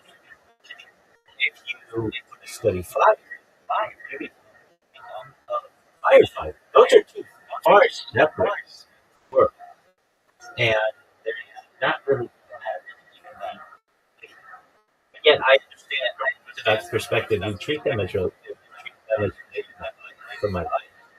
But I'm saying that is something that was very contentious when the cognitive was yes, in the 19th century. There were many arguments at the time in the 19th century when electricity was first was that it wasn't the rabbis of the time probably felt that if we treat this new type of technology as something, then we would see a breakdown in society. So for the protection of Orthodoxy, uh, we maintain the idea that electricity and combustion are similar enough that electricity However, that is, I would say, a fleeting Orthodox world. It's still mainstream. There are many people, even Rabbi Rabbi Solomon Hillary Judaism during the 20th century, who felt that even television, if necessary, during Shabbat. And look, just about every baseball fan that I know in New York, when the Yankees are playing in the playoffs, their young person wants to keep it. Hear the uh, hear the game at least during the 1950s and 1960s. So there are arguments that the rabbis of the 20th century, some modern Orthodox rabbis felt that the ability to it was at least debatable, and some of them said that there was no prohibition. If this has been a discussion for about the last 50 years, and really there are many Orthodox people, probably the majority, that behind doors in their hearts don't know this is the button. And it's, that's becoming more. But I do my best to avoid uh, really any type of gray area. So what do? I have timers. So I have timers that reset my stream. I have timers that turn off the lights, and I have timers that will turn off the lights for me. And then if I don't have a timer that can do that, okay, then I'm without it for 5 hours.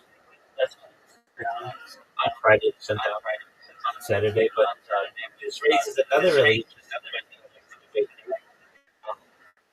So you have at least a little bit of history or knowledge. So we celebrate Shabbat from sundown on Friday to sundown on Saturday. Right? That's exactly. But what was the day? What was the first day that the book was created? Uh, we don't know when Shabbat is. Meaning, we celebrate it on Friday night to Saturday. But there's nothing in the Bible that says it was Friday night to Saturday. It could have been Monday night. Right, but you have to understand how the calendar has worked, and there have been a lot of changes in the calendar over the last 5,700 years. It's not inconsistent, even within Judaism, especially when we were in diaspora. So really, it's just a 1 in 7 chance that we're celebrating Shabbat the correct day. Does that make sense? It's a very interesting point to say we, as Orthodox people, do our best to maintain a Shomer Shabbos status from Friday to Saturday, but there's only a 14% chance that that's the correct day. There's an 86% chance that we're celebrating Shabbat on the wrong day, and 86% is quite a large number. Wouldn't you agree? That's absolutely right. And where do I get my numbers? It's a 1 in 7 chance. 1 out of 7 is 14%. So that means there's an 86% chance that Shabbat is not going to be Saturday night. There's a 14% chance that it's today, or that it's yesterday, or the day before that. It's very interesting. So, it is, and nobody wants to have that conversation. But these are interesting conversations that I like to have, and especially for a country like Israel that is secular generally.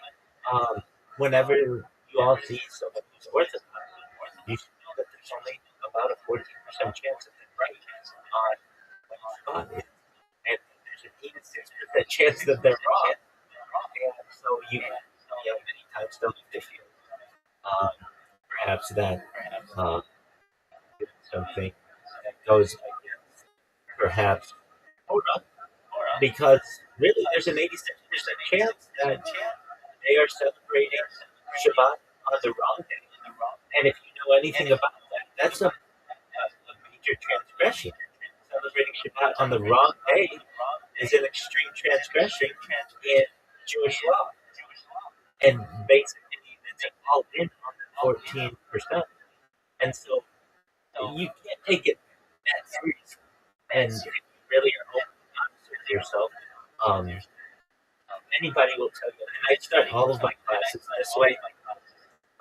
No one knows for sure, but this is the Mazohar by which we live. And what this is our tradition.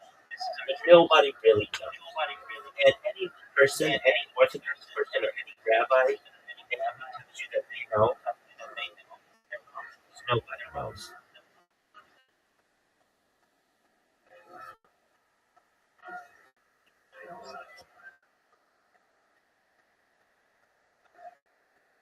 It's really interesting though when I talk to people about the whole Shabbat thing, when they're like, "Well, it's Friday night to Saturday night." Okay, that's fine. Okay, prayer sheet in Genesis. What was the first day? It comes up. Well, what do you mean? Say, was it the first day? Okay, was it a Tuesday? Was it a Wednesday? Well, oh, it was a Sunday. Okay, how do you know that? It doesn't say that. It says the first day. It doesn't say it was Sunday. It doesn't say. It could very well have been a Wednesday. In our tradition, the Friday, Saturday has been ingrained in us, but there's only a 14% chance that's true. And when people hear that, they kind of snaps them out of it. That, hey, whereas Orthodox, if you want to be, there's only a 14% chance that that's right. But with that being said, I don't work on Shabbat. I don't. Come on. I cook on Shabbat. I don't. Any of the other 39 will code. But I know in the back of my mind, there's only a 14% chance that this is correct. It's very interesting. Have you ever heard somebody put it that way? Yeah, absolutely. So it's very interesting. But yeah, you know, I've even known rabbis. I certainly wouldn't do this, but I have known rabbis who proclaim themselves as being Orthodox, who have used much of it, and to come to shul, which I don't recommend, and I think goes against. That's like a public and we certainly don't want to publicly desecrate Shabbat, but they don't see it as publicly desecration.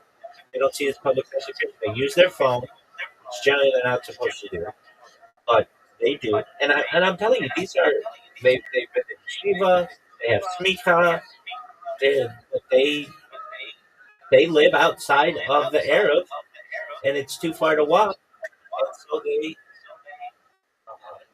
an Uber to come to shul.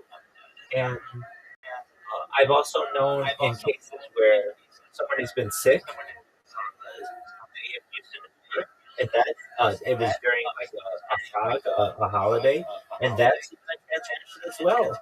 Um, even the most Orthodox rabbis I've ever read, I've even heard, I haven't witnessed this myself, but a Chabad rabbi who rode a motorcycle. Like, these are just things that you learn, and it's not something that I recommend. But there's nothing I can do about it. People are allowed to live their life, and frankly, there's only a 14% chance that they shouldn't have been doing that. There's an 86% chance that it was a completely fine thing in the big scheme of things. If you follow back history and you take our calendar literally to 5,796 years. Okay, so I don't sweat it. I live my life as best as I can, but it's kind of interesting that it could be be a 14% chance that we're violating Shabbat right now. Isn't that something? Yeah, absolutely. And with the invention of the electric car, that's going to change things major. It'll make it easier to clean fuel or bake things. You'll be able to program like a Waymo. Perhaps you wouldn't have to use anything electric. Once you can get into timers and programming and smartphones and certainly many of the conveniences of the modern day, it's going to make Shabbat more enjoyable. And you really won't, be um, uh, violating Shabbat when you utilize many of these different modern innovations. So I'm excited for it. I think it'll probably come to fruition in the next decade or so, where previously where everybody walked Shabbat like I do, uh, have have for my you will be able to just have a pre-programmed car arrive at your home, have the door automatically open, you go inside, the door automatically closes, it will automatically take you to your destination, and that isn't a prohibition because it's an electric car, there's no combustion. And so, yeah, these are the post-game of the future will make these determinations as what is allowed and what is not. But there's a major argument that's coming that you should be able to be in an electric car uh, if you do not open the door or affect any of the electronics. Um, there are all kinds of things within public law that will be determined in the future, but that's a very interesting one. So, in answer to your question, to be live on stream, do I consider it a prohibition? Absolutely not working. I am not. I'm not cooking. I am not shearing or planting or harvesting or making weather curtains. I'm not doing any of the 39 code. And I'm really doing something that is already considered somewhat um, has been done with approval within some Jewish communities. And then on top of all of that, I know that there's only a 14% chance that even if I'm perfect about it, that I'm right. Which I think in the back of my head kind of jokes me that you can't take it, can't, you can't take yourself ever too seriously. And you certainly have respect for the you have to recognize that there's only a 14% chance it's being celebrated on the correct day.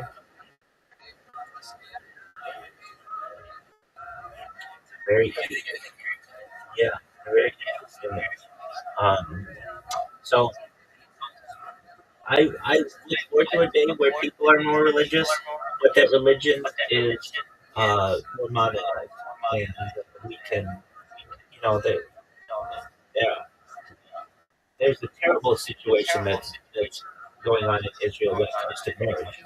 Um, I'm not talking about the Muslim people or the Christian people who live in Israel. I'm talking about the people who are recognized as Jews by the state. Anywhere between 20 and 40% of them are not halakhically Jewish, and they can't get married within shul in the Orthodox. Yeah, so this is an excellent question. So Israel and the law of return, starting in 1948, allowed for patrilineal people who take their Judaism through a grandparent, including on their father's side, as and that has caused a really major issue. Additionally, so what can happen is this: you can have someone who has a non-Jewish mother and a Jewish father move to Israel, and they're going to be seen as a Jew. And when they get married, say in Cyprus or somewhere, because they're not allowed to get married in Israel. Their children are going to be seen by the state of Israel as a Jew because the child of an Israeli is an Israeli. However, they're not allowed to get married. That child would not be allowed to get married in my shul or any shul in the world. And that's a terrible situation because you have people who are in love, and when a rabbi such as myself or any other rabbi looks at their background, sees that they do not have a complete lineage within Judaism, meaning a mother who's Jewish or a kosher conversion, they can't be married. That's why there's a huge industry of getting married in Cyprus for people for whom this occurs.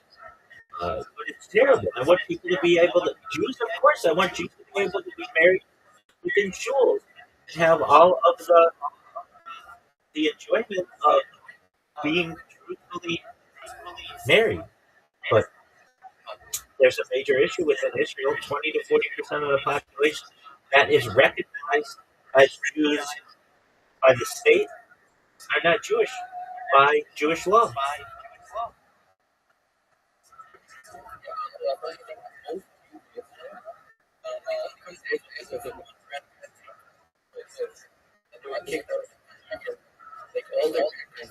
No, no, no, that's incorrect. That's incorrect. That's incorrect.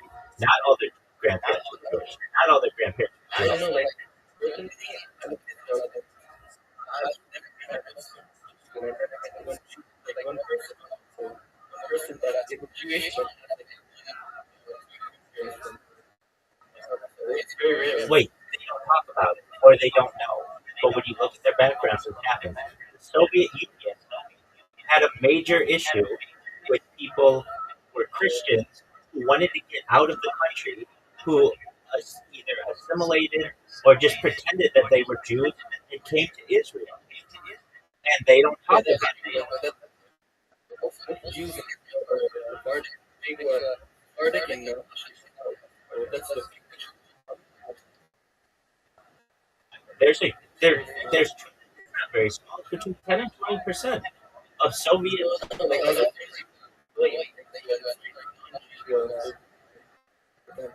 I understand, but when you add them all up, it's anywhere between 20% on the conservative side and 40%, even some arguments say 50% on the liberal side that say that they're not Jews.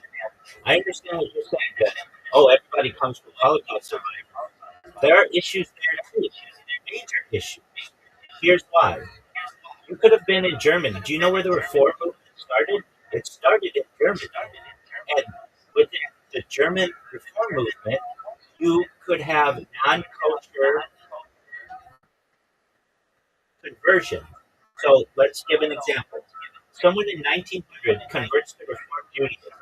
That conversion is not seen as an Orthodox conversion. Do you understand that, right? Because they were Reform conversions. Does that make sense? Now Hitler comes around in 1933. The Holocaust starts in, with the invasion of Poland, and really starts gearing up in 1941. And the people who converted in 1900 are being persecuted, and they're in camps. And then all of a sudden World War II ends, and they seek asylum to Israel, and they make Aliyah. They're not Jews.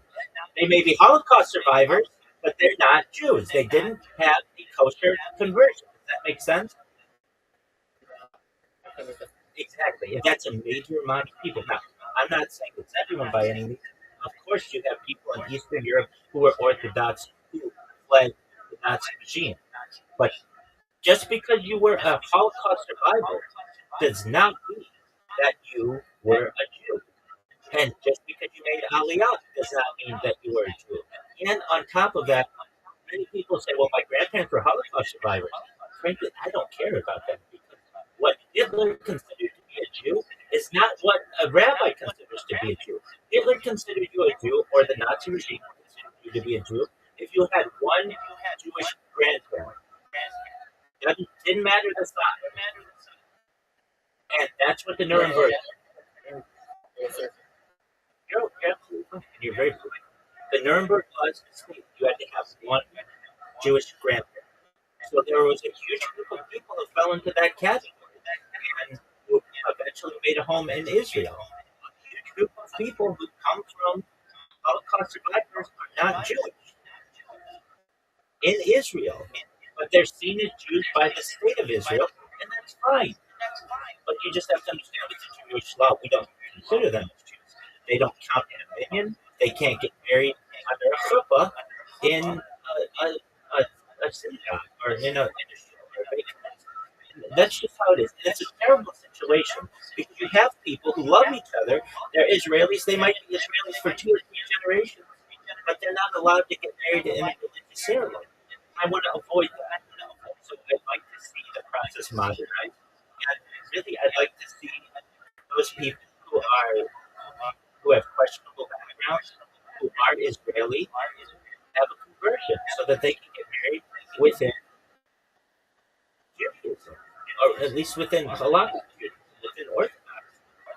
I don't ever want an Israeli to fall in love with another Israeli and not be able to get married and raise their children as halakhic Jews. That's sad. Isn't that sad to you? And so I'm an advocate for making it a better process. What do I mean by that? Well, the electric car will help. Additionally, things that might help is a leniency on electronics, uh, and certainly the idea of being able to modernize the service so that it's not a 500 service on Saturday that nobody really enjoys.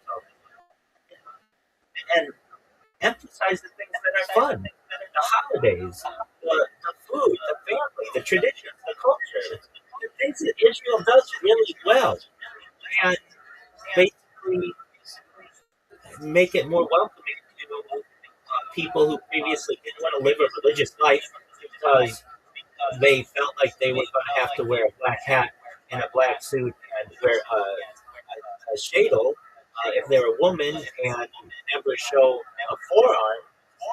Perhaps some of these these traditions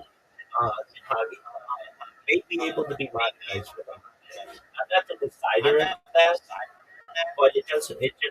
It's something that I would like to see. So what I do with my life is I have these distinctions, but ideally I would love to see all Israelis be able to marry Israelis. And that's not the current situation, and it's heartbreaking to me.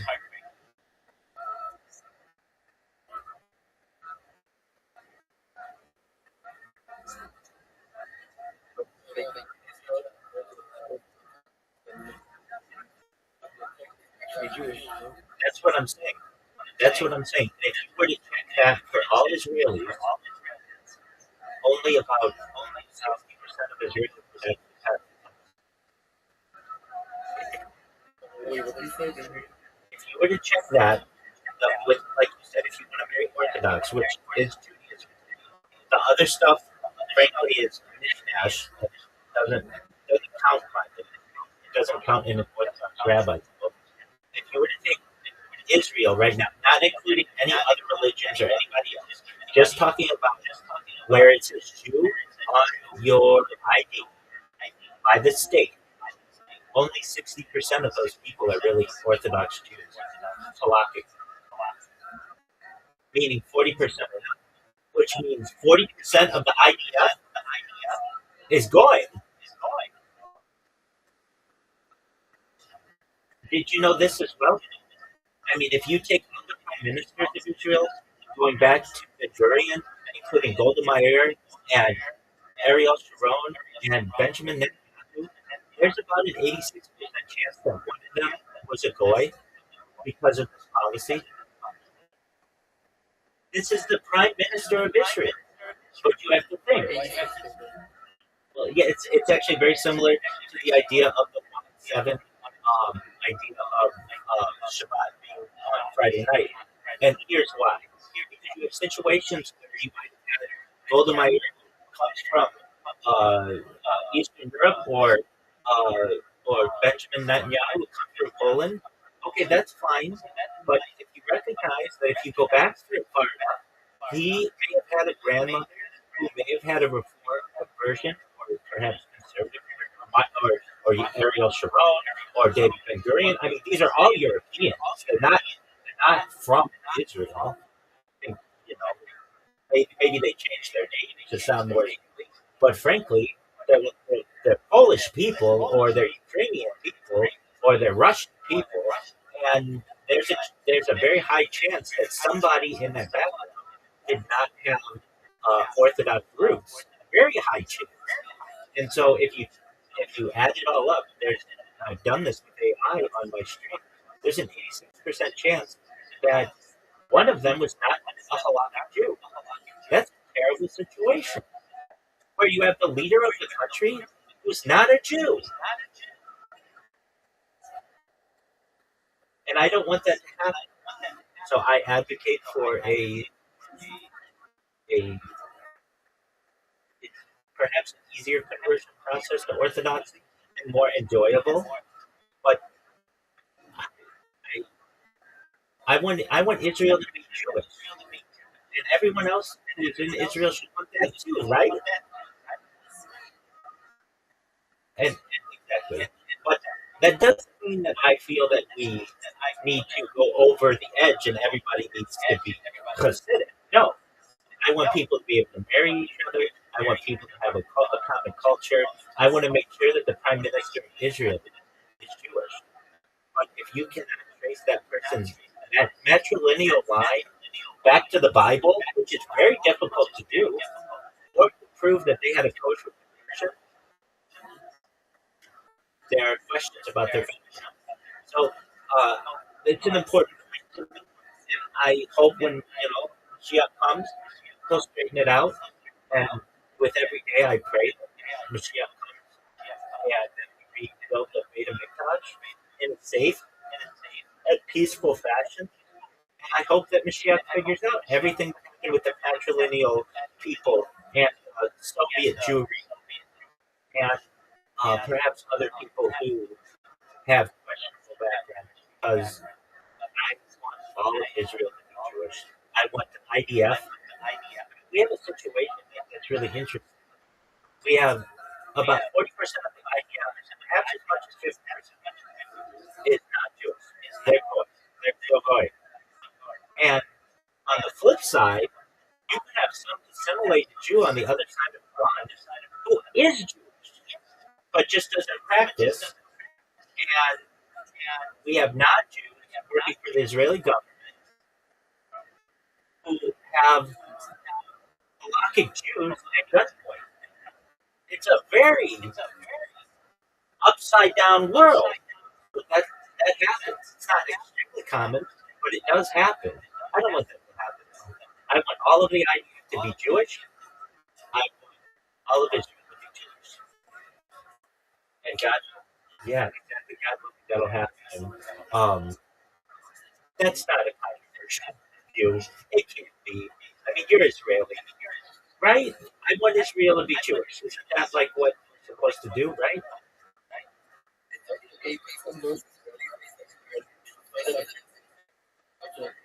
Uh, Wait, they shouldn't find the idea that Israelis should be Jewish to be offensive. They may find the Orthodox lifestyle to be offensive. I understand that.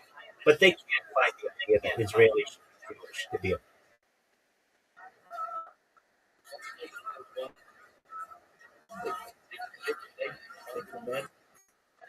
Wait, I get that. I get that. And that's why I'm saying that it should be easy.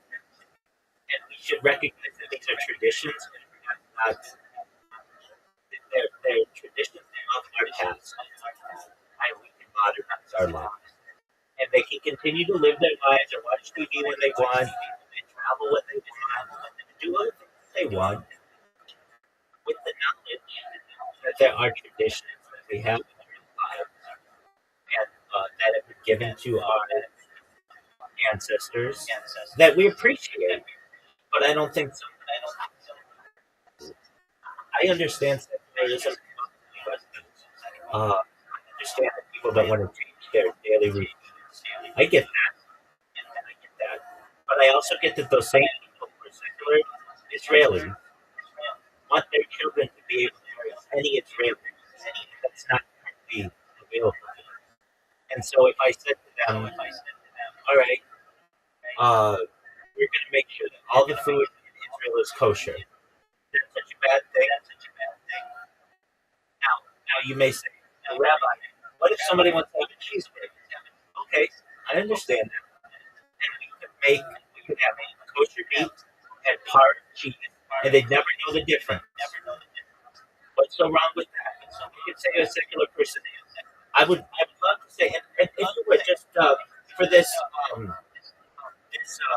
experiment, you just be the secular type, and I come to you as an Orthodox rabbi, and I say to you, I want your children to be able to marry anyone in Israel that you want. And in order to do so, there are just some idea, some expectations that we have. But I want to meet them here and everything that you do.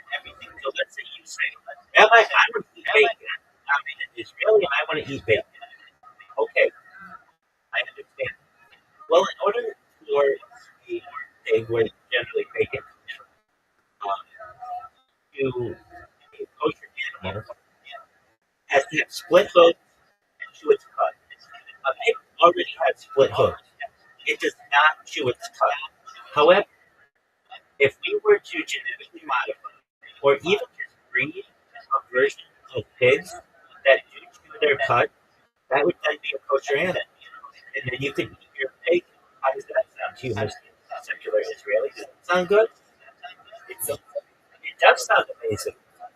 It, no, absolutely not. Well, not be very expensive.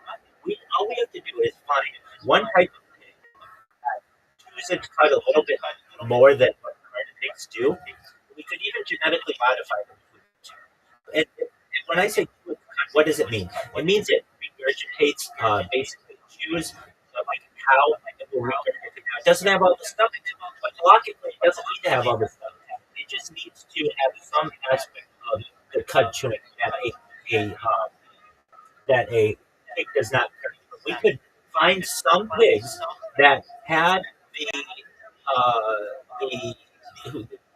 that chew their cud more than other pigs, and we have those pigs mate with other pigs, and then those pigs mate with other pigs, and then all of a sudden we're going to have a pig that chews its cud, just like we had wolves that were big scary things, and we've made them into little puppy dogs. It's just about selective breeding. Does that make sense? Absolutely. Now let's talk about dogs. Traditionally, within the Orthodox community, we haven't had dogs. We would have perhaps cats, which we made some exceptions for. There were all kinds of reasons why we didn't have dogs. And Israelis love dogs. You have, a love for animals. If we were to say that there were perhaps some leniencies that we could make with the dog, because dogs no longer are really something that cause major threats to us, and we could understand that, especially in Israeli society, most people are taken care of, so there's not the need of taking care of the poor before the animals, and basically makes the leniencies, and it's really secular world would say, okay, so we can have dogs? Yeah, you can have dogs. Now, so long as they don't go and attack you, because that becomes an issue. But if they don't attack you, if they're not like killer dogs, then absolutely you can have dogs. That sounds interesting. All right. What about in terms of food? Lobster and crab and shrimp. You're going to have somebody who says, Rabbi, I want to eat lobster and crab and shrimp, and I'm not going to give that up. But guess what? As a rabbi, I'm going to say to them, I think there's an argument to be made, and I'm not alone, that those are already kosher. You're going to say, well, how? In order for a fish to be kosher, it needs to have scales, and it needs to have fins. And if you look closely at let's just say a lobster, it has an exoskeleton, which halachically there's an argument to be made that those are scales, and the fin on the back of a tail small, enough to be a fin for a lot of justification. Now, there are other reasons why we didn't traditionally do that, but that doesn't mean that the Mazor, that the tradition cannot change. We've had lots of traditions that have changed over the course of thousands of years, especially since the fall of Beta Mikdash. We used to have animal sacrifices, and we had to give up because we no longer had a temple, and then transition to prayer. But we didn't normally have this daily prayer like we do 3 times a day in the same sense because we had the temple and we had animal sacrifices, so we had to adjust. So in the same way, we could certainly adjust perhaps the idea of shrimp, lobster, and crab. And on top of that, there's a tradition about well, in the Ashkenazic world, but in the Sephardic world, especially in the Yemenite community, they eat locusts.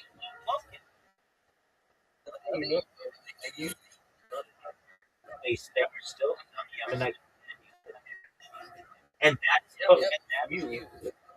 that's enough. That's enough for the tradition. So you've got to understand.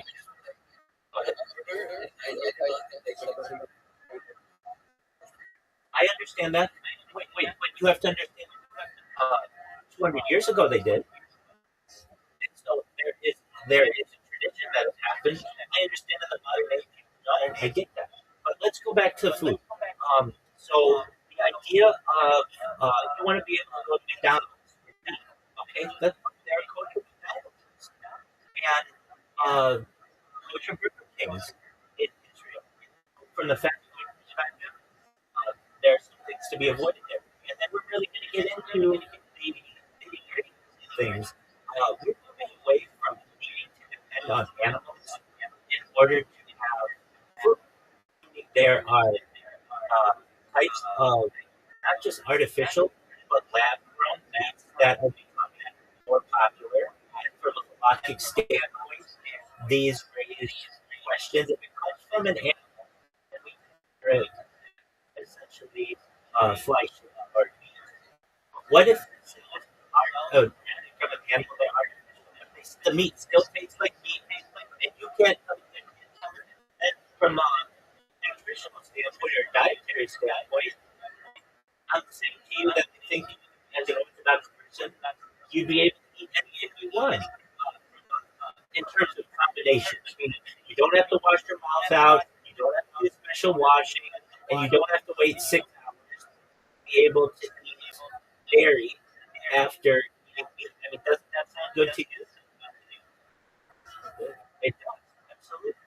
And in terms of, and these are just like some practical things, but if I could make you a milkshake that tastes exactly like, if I could make you a milkshake that uses neutral ingredients, and it tastes exactly what it is as a dairy milkshake, that sounds pretty good, right?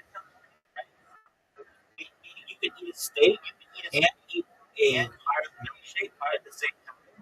That's not too bad, right? It, that's exactly right. So there's soy milk, there's coconut milk, there's coconut milk, there are many alternatives. And even I've seen this over the course of my life. Previously, you would have Shabbat or any kind of meal, and you couldn't have ice cream for 6 hours in the Ashkenazi. But what we have now are what is part of ice cream. It's called dessert. It's called what is it called? Frozen dessert. That tastes like ice cream that you can have immediately after. And we have that at Shabbat. And this is done routinely. The Orthodox, which is a very interesting aspect. Now, there are some communities that avoid it because it's made currently on dairy equipment, but they wash it very clean. But I can tell you that that's really becoming the exception. That very soon will all be on par. There's no dairy in it. It's just used as dairy equipment that has been cleaned. But they're coming out with plans that it's completely part of. And so that means you'd be able to literally drink the shake while eating your meal. I mean, that's just okay. Now, how about this? If somebody said, okay, well, Rabbi, I don't like to daven. I don't like to bench. I want to eat a sandwich, not have to bench. Okay. What if we were, instead of you having to bench, you could just play a song on your phone? Would that be so big? And it played it really quickly? Instead of benching that takes 15 minutes, they could do it in 3 minutes? That's not that bad, right? I'm not saying that you have, but I'm saying that there may be opportunities to be able to modernize mental. Benching was a part of Judaism 1,000 years ago. This is something that became a tradition, and that doesn't mean that the tradition cannot change. Um, so that those are just the ideas from a food perspective. Now, what about Shabbat? Somebody says, Rabbi, or even without Shabbat, somebody says, Rabbi, I don't want to daven 3 times a day. But you, it would be, uh, it would be apparent, it would be uh, a responsibility of yours as you live in Orthodoxy to daven 3 times a day. And you don't want to do that, right? Exactly. All right. Well, what if I made tefillin really easy to put on? It was almost like just brushing your teeth. Basically, just uh, it almost like just put on your arm in a mechanical fashion. It would take less than 1 minute.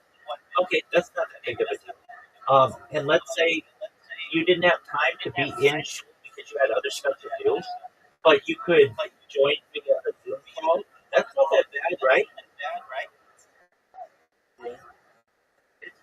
What I'm saying here is, I want to say to any Israeli, I want to make these things easy. Now, at the end of the day, the Israeli's going to say to me, Rabbi, that's cool. I don't believe in God. I don't know if God exists.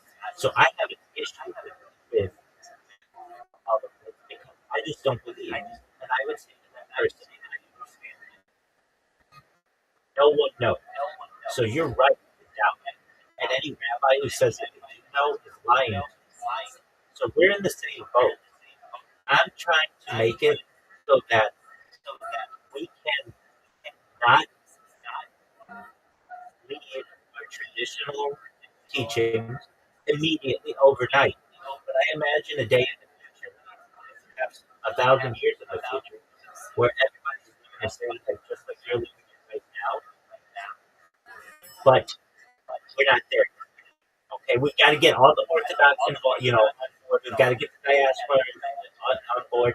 We've got to have the nation together. We're not there yet.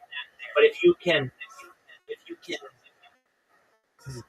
have some understanding that we're moving toward more life, and all you have to do is make sure that you have a meal every Friday night with your family when you can. That's such a big deal. You're doing that. I'm not saying that you have to believe in God, because I'm saying at the end of the day, nobody really knows. I'm saying I want you to be a better father. I want you to spend time with your family. I want you to raise kids who marry other people within our people, other Israelis who would be Jewish. That's what I want. What I'm saying to the secular person is, this is what I don't want. You find someone that you love and you're not able to marry them. So then you go to the United States and find some boy and some shipsa, and you have children with her, and your children are not Jewish by Jewish law, and but they are by Israeli, and then they move back to Israel, and they want to get married, and they're seen as boy because they are. I want to avoid that. That's heartbreaking.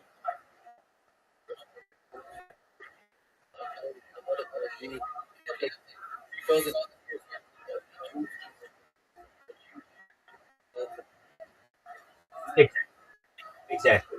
And I want to avoid that. And I want to avoid that. And so, how do we avoid it? I would say to the secular Jews, the secular Israel, I do to make you happy? And really, there's a big part of this. I don't believe in God, and I, well, I don't know if there's a God. Wouldn't you say like many secular people either don't believe in God or they don't know if there's a God? Yeah. Okay. And so I can say to them, I understand. And what I'm going to say to you is, look, what most rabbis feel, but many of us won't say, is no one knows. And I would also say to them, if you want to believe in a God, a previous type of belief that was dismissed in the 17th century by a Jew, a Portuguese Jew, known as Baruch Spinoza, is the idea of this. If we're going to believe in God, God is everything. God is energy. God is in you. It's in you. God is in me. And that word, basically, God is like a force. That would work for a lot of people.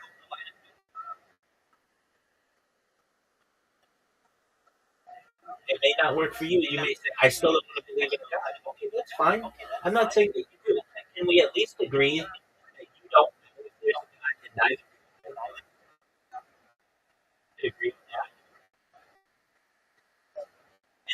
And you know what? That's passing the olive branch, and then I can say, look, okay, so we can agree on that. We can make the davening process a little easier. And we can make it so that everything in Israel is kosher. Everything. I would say to the secular Israeli, you give me the problem of something that's not kosher, and I'll find a way to make it kosher. Maybe not today, maybe not tomorrow, but within a generation or two. With the advancements that we're making in in biology and in food science, we'll be able to overcome all those challenges. And I would just basically say, what issues do you have? And I want to bridge those gaps. And the reason why is because I want your children to marry my children and not have to worry about it. It's a love story. And I want all Israelis to be able to be all Israelis and all to be able to marry all Jews. And apparently that. I mean, these are conversations that aren't really had between the secular and the religious world. Even certainly in the diaspora, but in Israel as well, there's seven worlds. And I want to ensure that these conversations are happening because guess what? We're just not kosher. There's always been the discussion, at least in the Chabad, that in the days of the Shia, we will have kosher pigs. And maybe that happens. There are ways to do that. And what if I were to say, so somebody says, uh, all right, well, I can get past that. If you don't know there's a God, I don't know there's a God. We nobody really knows. We can agree on that. What else do I have? I would say, all right, we have some traditions within Judaism that you may want to partake in, but you have to partake. One thing that we would do is not openly transgress Shabbat. And so, and I could say that the state was going to provide for you from a financial perspective. You didn't have to work on Shabbat. That would sound pretty good to a lot of us. So, if we could make it so that robotics or automation could make it so that somebody wouldn't have to work on Shabbat, and they could stay at home and kick their feet up, that sounds like a good day, right? And if we could have people who couldn't afford to have a Shabbat meal, that there would be a nationwide fund that we could be able to provide for a nice meal, and perhaps meat. If they weren't, there's no maybe a vegan stuff they want to. Just whatever it would be to give them one nice meal a week. That sounds pretty good, right? If I said to them that they could watch during it, if they were doing something with you, so too. If they could use their cell phone during it, if they spend time with their family, they can. with that? I mean, it's exactly what they're doing anyway, right? Okay, so I would say really that they're living a pretty shomer Shabbat life. They're not expressing Shabbat. They're not lighting matches on Shabbat. They're not, working on Shabbat.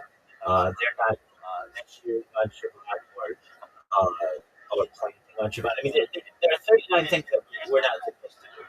And I could get it so that secular Israel's life doesn't transgress that. So, I mean, this sounds like a good world, right? I would say that the Israeli, well, you're already living a Shomer Shabbat, and now we're going to get into Shomer, which is this: you want your children having relations with anyone who's Jewish. Okay, as simple as that. However, if they find someone who they love who's not Jewish, let's find a way to get that person converted. Does that sound so bad?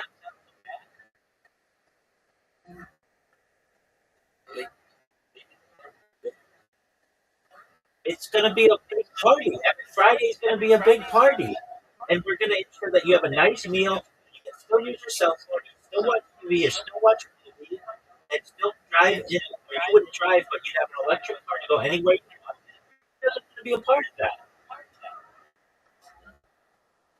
And if somebody says they don't want to be a part of that, I understand. I get that. But they're not going to be seen as Jew. They're currently not seen as a Jew. In a lot of ways, if they didn't have whether it was Jewish or a Jewish conversion. But for those people who don't want it, that's fine. I would also say that no one should be forced with any of these things. But basically, what I'm saying is we're going to make it so much fun that everybody's going to want to participate in it. It would be like, hey, we're having a party. Why don't you want to attend? And if somebody doesn't want to, that's fine. It shouldn't be mandated on them. But eventually, they're going to want their kids to be able to marry the people who are having the party. And we're going to want to invite them. We want them to be a part of it. So we'll just basically invite them, and if they want to attend, they can. But if they don't want to attend, they don't. Uh, we've got the idea of Shomer Shabbos. That's a conversion. That's what an Orthodox conversion is. So if we can get people to do that, everything that they said, can you tell me anything that I said was like an absolute full stop? That's not going to work. I think it's really going to work. And you have to understand the days of Mashiach. That's Mashiach's going to be the one who makes this happen. I'm a rabbi who has a dream. And my dream is that all Israelis can marry all Israelis, all Jews, all Jews. And you know, if I were to go into the Jewish guilds right now, people were speak and say that. I think I could get 100% of the people when they're doing it. And anyone who didn't, I would want to know why they didn't agree, and I could find a way to agree with them for disagreeing. Basically. But everything that I'm saying, look, we want to make it so that all the food is kosher, but you can still have whatever you want. And you can have it whenever you want. I want to make it so that we're having a big party once a week on Shabbat, and there may even be a nationwide fund for those people who can't afford it. And you go to people's houses, and they come over to your houses, and it's just a holiday once a week. And then also, I want to make sure that your children can marry other Israelis. I think I can get 100% of the people. Just those things, I think I can get into it. And on top of all of that, none of us really know. But these are just the traditions by which we live. I think I could get at least the majority of them when they do agree. And, uh, Jerusalem wasn't built in a day. It'll take time. But keep in mind that there are those of us in the Orthodox world who are modern, looking, and recognize that at the end of the day, no one really knows. So why not try to find the things on which we agree as people between the religious world and the secular world? any kind of difference. We have one of the things. And I'm an olive branch extender. I I would really I don't know the Jewish Guild that well. I mean, one of the people I've hit, but I got an opportunity to talk in depth on this. But I would say to you find something that you can do as an Orthodox person that you have an issue with, and I'm going to find a way around it. And look, I'm a big time thinker. We've got to get to space exploration and then eventually get off the world. Nobody's going to have time to dominate if we're getting off the world. You get what I'm saying? Like, those are time, Earth based responsibilities. We're moving in towards a world where we have transhumanism, and we have life extension, and anti-aging. That's going to change a lot of aspects of humanity. And I recognize in 10,000 years, we're not going to be dominating three times. That's just what I'd say to the Israeli, the secular Israeli, is we're moving more towards you, and I'm going to help bridge that gap. But in exchange for that, in exchange for bringing the Orthodox side, all I need you to do is make sure that your children marry Jews. We're going to have a party once a week, and I want you to be there. And I'm going to make sure all your food is nutritious and according to Jewish law, but you're going to be able to eat anything you want. I think that the secular Israeli would be saying, that's what I've wanted my whole life. I want Jews to marry Jews. I want Israelis to marry Israelis. I want the IDF to be Jewish. I mean, I don't want Goyim fighting for my country. If anybody's going to fight for a country, it should be robots or Jews. But it certainly shouldn't be this mishmash of people that we have. And I want people to be able to eat what they want. I want people to be able to marry who they want, and I want to have a party once a week. I know. That's really what Orthodoxy is now. There are other political and diplomatic issues that we have with the rebuilding of the Beit HaMikdash, which is really the rebuilding of the Beit HaMikdash because it's going to be the second time that it's rebuilt. This is the third temple. And what are we going to do about the Dome of the Rock that's there? I know I've been talking. Do you mind if I give you my idea for how to get through that? All right. I really appreciate this. And Nate, you're just a beautiful soul. I just want you to. So, as I've talked about, I'm someone who is about peace. I know that the Dome of the Rock is like the Al Aqsa Mosque is like the beehive of the world. And if anybody messes with it, it's going to cause World War. I want to avoid that. So I need to build the and no one gets hurt. Not a giant war. Everybody knows. It's just like a powder keg. When is this going to go down? We already have people who are trespassing on the Temple Mount and all kinds of things like that. We already have, Kohanim who are training for sacrifices, and we recognize that there's an opportunity at a giant war there, right? So we go to the United Nations and we say, when I say we, the people of the world, specifically, recognize that there's a powder keg. And we want to avoid war at all costs. Here's our proposal. The United Nations, what a UNESCO heritage site is. It's like an area that the United Nations protects for one reason or another. Okay, so to give you an idea of like UNESCO sites, they've done this with like certain temples in like Southeast Asia or like the Great Wall of China, like basically important things. So we say just had UNESCO heritage sites. We feel that it would be important to have the protection of religious sites in the world, and we're proposing that the 13 biggest religions in the world, by the top 13, there are about 13 religions in the world that have over 10 million adherents. So we can't do it for every religion, but for the major religions of the world, including Judaism, Islam, Christianity, Buddhism, Taoism, Confucianism, all of them. So 13 things that the United Nations will say to the world that you can have two religious heritage sites.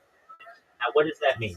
This means there are two protected places that the United Nations will say that no one is able to take from you, and they'll be protected. Even the United Nations would step in if anybody tried to endanger them. But we as Israel and we as Jews would say that.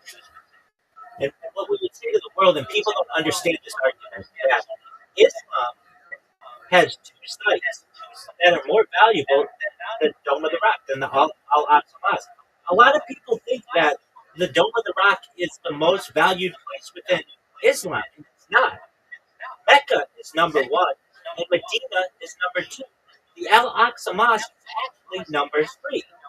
And when you say that to an average American or an average European or an average Asian person, they start to say, well, that's kind of a lot of heritage sites or a lot of religious sites. I mean, we thought it was the most important one, but it's the third one? Yeah. And guess what? In Judaism, that space is number one. So here's what we propose. All of the religions of the world get two heritage sites, two religious sites, okay? Islam gets Mecca and Medina. Christianity could get the Vatican and the cathedral in London. Perhaps Hinduism could have two temples of Hinduism, Buddhism, two temples of Buddhism, Taoism, two temples of Taoism, Confucianism, two temples of Confucianism. Even Scientology could get two places. Okay. Now, that leaves Judaism.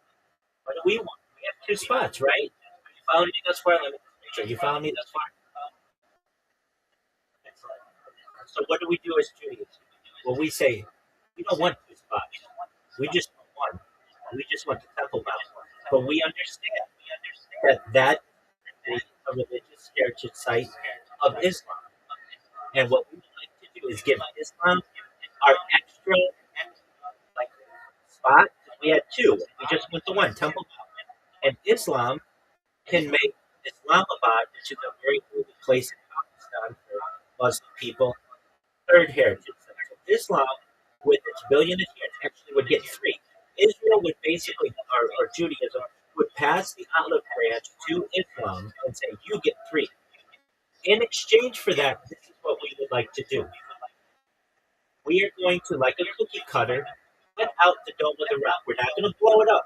And we want you to know, if, again, we want to avoid the war. We're going to cut out the bottom like a cookie cutter. If you've ever seen the Dome of the Rock, it's not that big. It's like you can basically throw a baseball over it. It's not overly giant.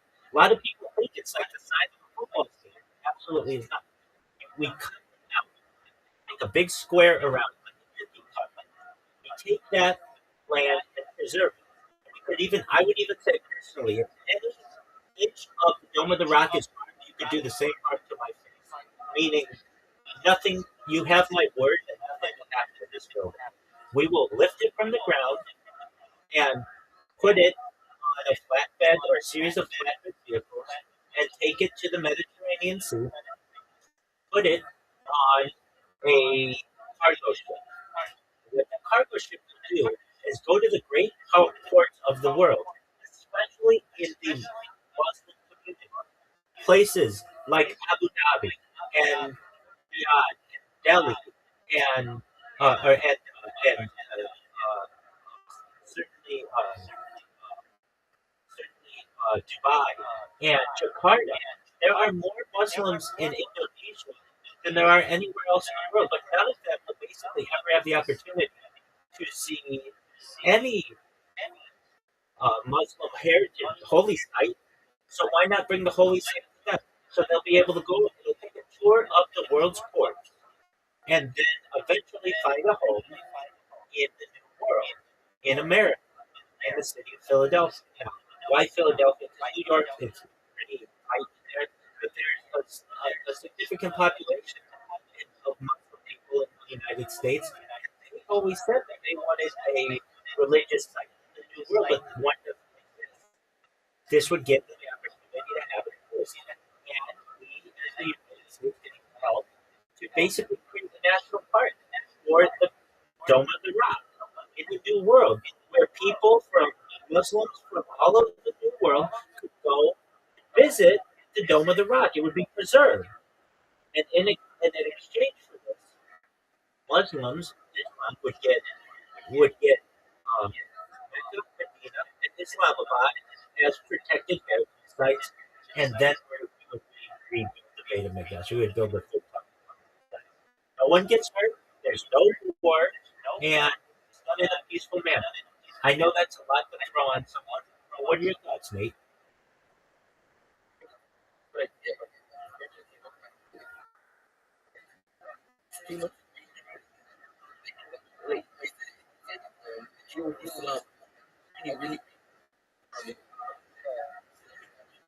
Absolutely. Here's how we do it. Great question. Here's how we do it. We invite all of the heads of Islam, all of the whether they want to have the sheikhs, the presidents, the imams, and we invite them for basically a dinner or just someplace where we can break bread. And I mean, as you know, like all kosher food is halal except for alcohol. So everything that we're eating from a kosher perspective, they're going to do, and we live stream it, and we say, this is what we plan, this is what we like to do. We want you to be able to have your holy site preserved, and we want you to have other holy sites. And we've got the entire world watching us. It's live stream. We're live streaming our meal together. This isn't behind closed doors. This isn't through reporters. And we propose it to them. And if you don't like it, why not? And what can we do to make this work?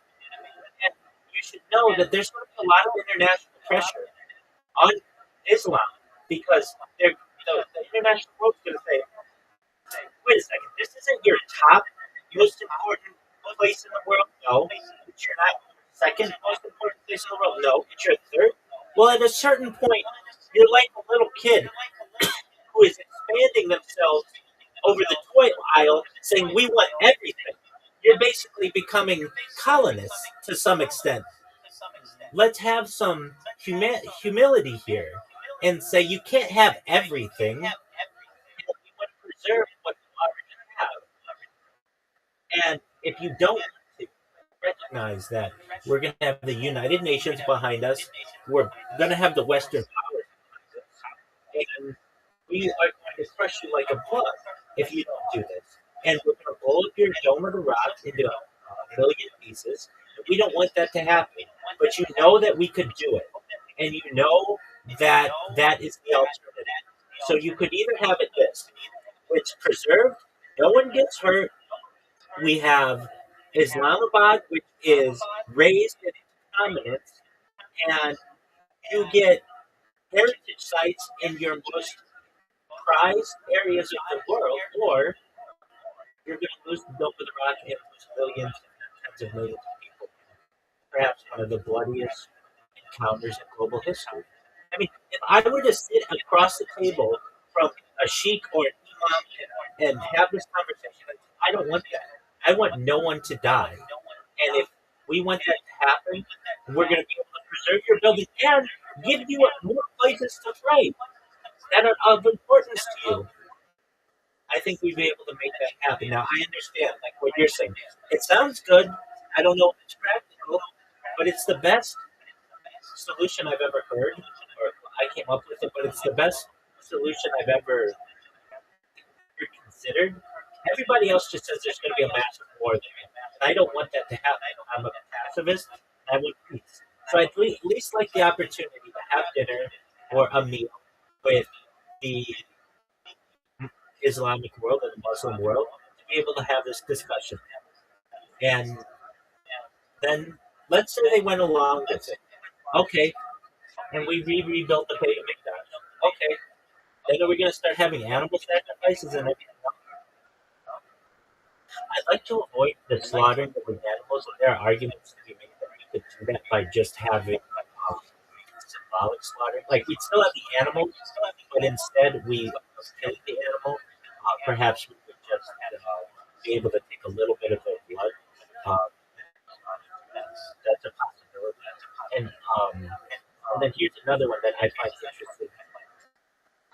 So a lot of people may say in the Jewish world,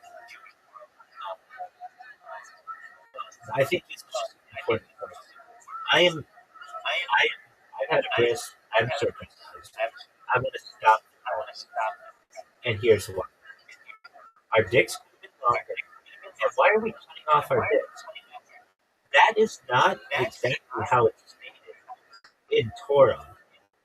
In Torah, it says there was a covenant, and that essentially there was a bris, but it doesn't say how much of the penis necessarily was removed.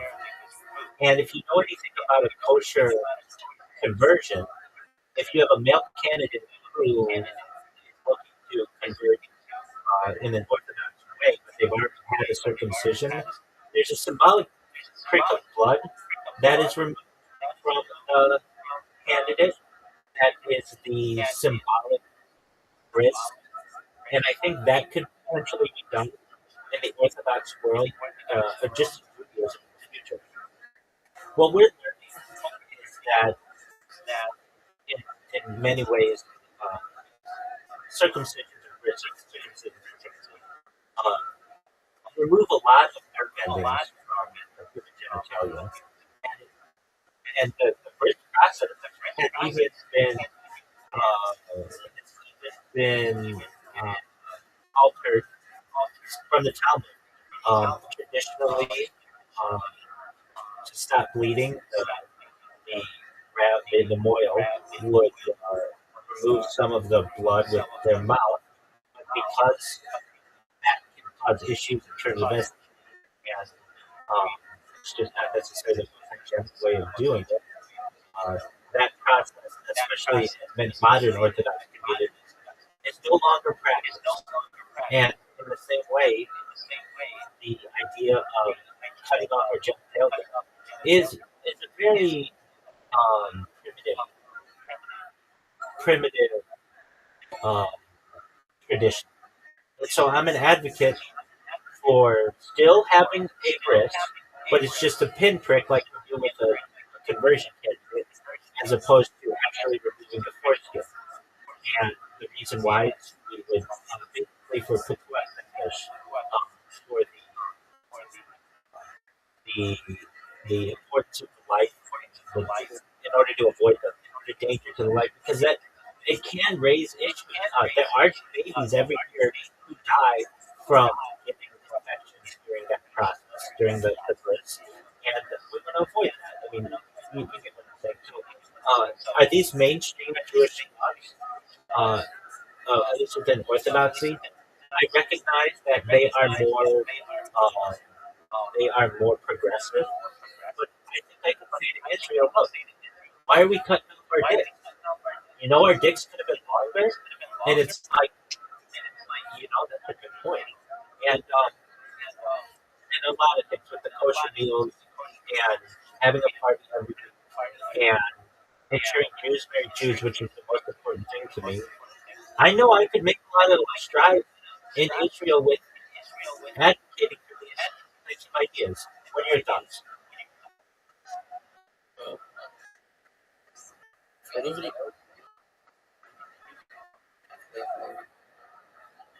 Well, it goes back to Bereshit, with Abraham, and basically Abraham was going to sacrifice his son Isaac, and right before the sacrifice,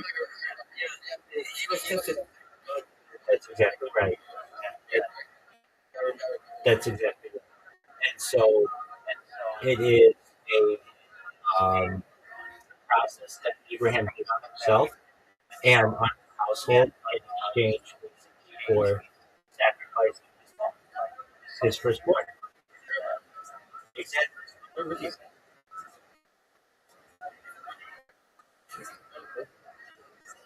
No, that's the thing we're learning. Okay, so I know what you're here. Look, I'm circumcised. So I'm with you on this one. But here's the thing: when we look at the amount of nerve endings in the male genitalia, usually it's anywhere between uh, about 2,000, about 10,000 nerve endings approximately a healthy non-circumcised penis. When you circumcise it, it can be anywhere between 2 and 5,000. So what I'm saying is that orgasm isn't as strong, and your penis is no longer as sensitive. Now, if we were still nomadic people and we didn't have the ability to clean under our foreskin, okay, I understand that. But we have that ability now. We're much cleaner. We're much more hygienic. I want Israel's orgasms to be stronger from a male perspective. I think a lot of men in Israel would want that too. And I would say that in the Bible, in Tanakh, in Torah, it does not say that you have to remove the foreskin. That comes in the Talmud. And we've already made some changes from that process in the Talmud. So why still not have a kosher Brit Milah, but not remove the entire foreskin? It's an argument. Look, when I say I'm trying to win over people, one of the big reasons people don't want to be religious, even if they are Jewish, is they may say, I don't want to have to remove my foreskin. And I understand that. So in exchange, it'd just be a pinprick, which sounds a lot better, right? If I could tell you that you would have better sex and a stronger orgasm, and your penis would be longer, those would sound like good things to you, right? Exactly. And Jewish women, a lot of Jewish women would feel the same way. Their partner would have, better intimacy, would have a longer appendage. These are many things that are seen as positive. And if people don't, if you still want to have a circumcision, you absolutely can. I would just say it should be once you oh, um, should be just once you are once you can consent to it, so you're jealous. And until then, you would still be considered part of the tribe and having a kosher grist. It's just we honor them. With that, we have a new friend here. How are you, my friend? How are you, my friend? Oh, excellent. How's your day going? Well, thank God. How are you? Excellent. Do you mind if I go ahead?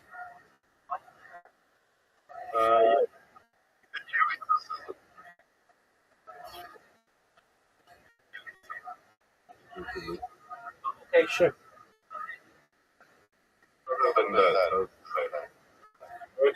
How are things going for you? Excellent.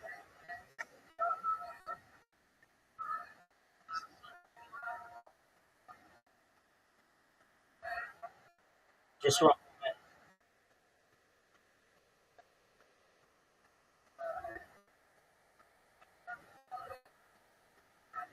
Oh, absolutely. I'll do that right now. Oh, 100%. Thank you for letting me know. So all you need me to do is go to the bottom and just create my own voice chat, right? Absolutely. I understand. Thank you for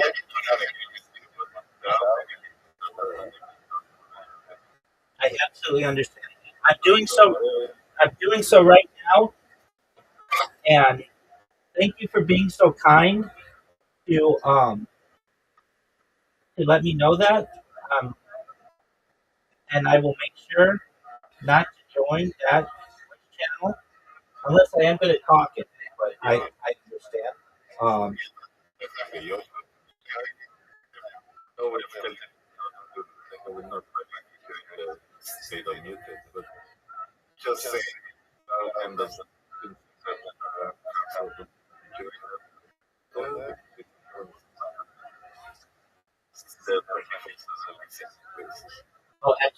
you should know as well, just in case I can't do anything. So no worries. I sincerely appreciate it. I understand. I completely absolutely. You guys are so kind, and um, I'm creating my new like a custom one at the bottom. And please know if you ever need anything else from me, just do exactly what you can either come in here and tell me, or just send me a message. And if I don't respond for some reason, in a timely fashion, I'll do my best. But if I miss it, just tell me. I'll do anything you want. Ex- Excellent. You as well. Um, I have joined to create at the bottom, and if you need anything,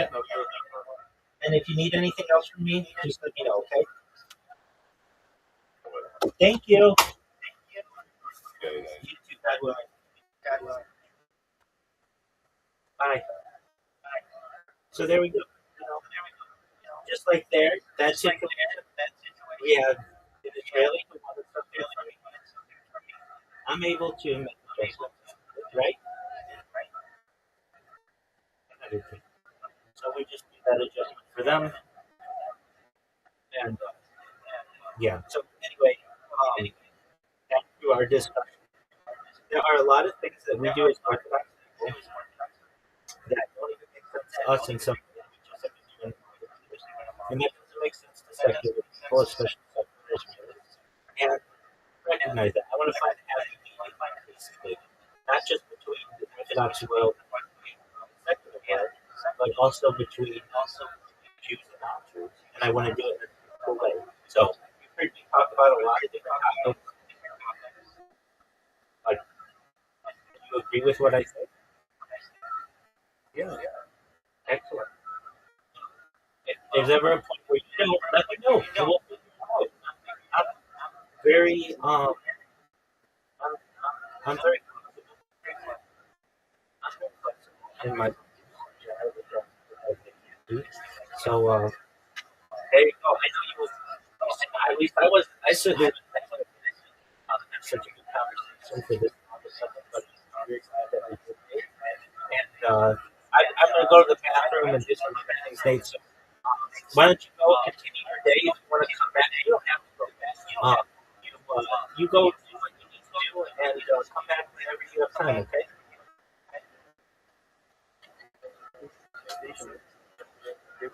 Absolutely.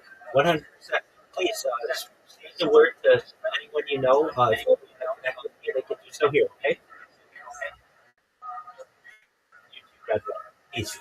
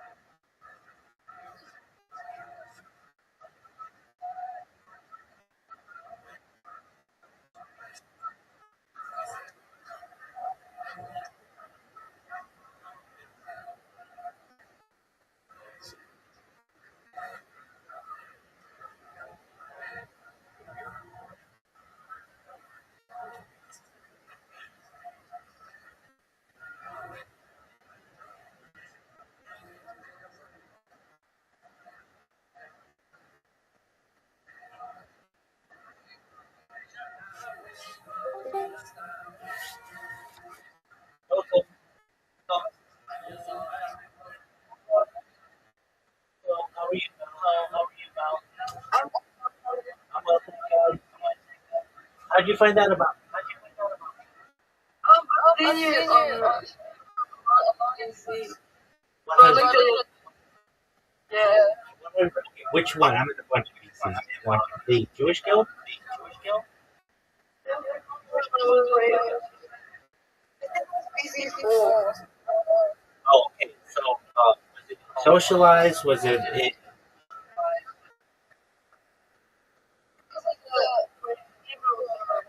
Oh, okay. Do you mind if I tell you about that? I'm Rabbi Rothschild. I shoot live 24 hours a day, 7 days a week, 365 days a year for both teams. I've been doing so for more than 4 years. My streams go back to the pandemic, see the death of the birth of AI, coronation of the king, coronation of the king. Now, have you ever seen the movie The Truman Show or the television show Big Brother? Okay, well, it's basically the story of someone's entire life on the internet. That's in my life. You can literally go back to any day for the last 4 years, essentially, and see not only what I was doing, but what was going on in world history. Because I keep a radio on for that, but archives for those events.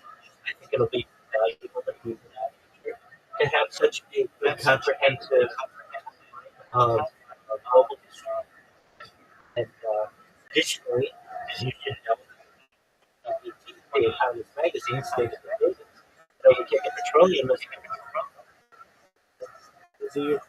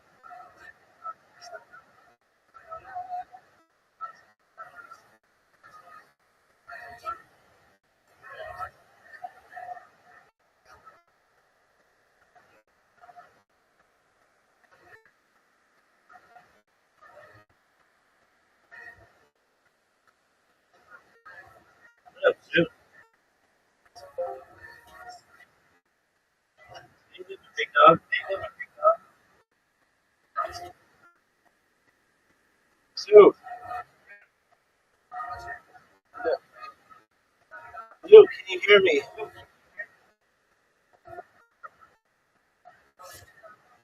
Dude, Yeah, I got there with them. just one moment. I can hear you on my other device.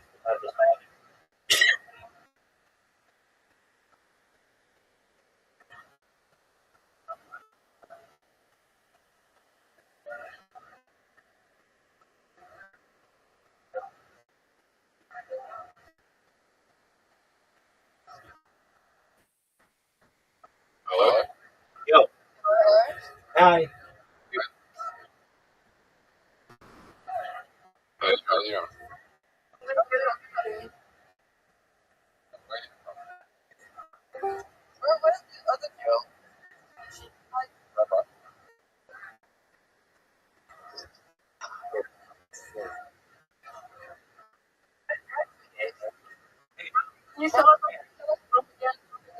Pardon me?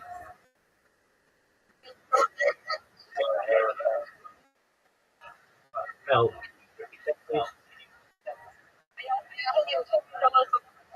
Like, what do you do for a living?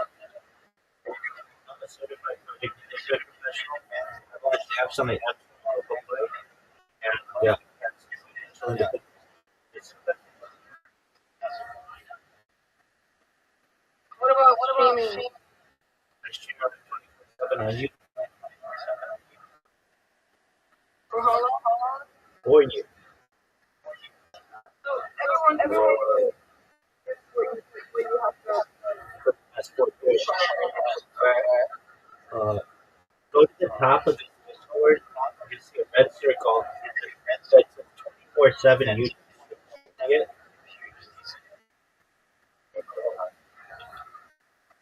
At the top of this Discord, at the top of the Discord, you see 24/7. You see at the top of the Discord 24/7 YouTube stream.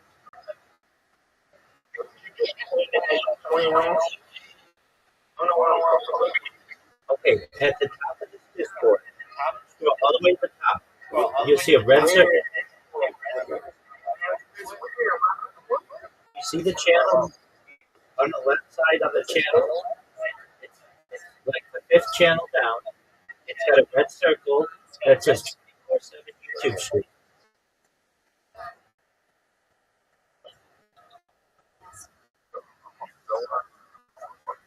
Okay, what's the top channel that you see? Top channel that okay, excellent. And then you see roll. You see, then you see announcements. Okay, then there's a red circle that says 24/7. All right, bet. All right, now go there, click that link. You'll see I'm on 20 different YouTube streams. It's gonna, dude, it's gonna, dude, you spend all fucking day doing it. I have more streams than you have time. Please do. Please do.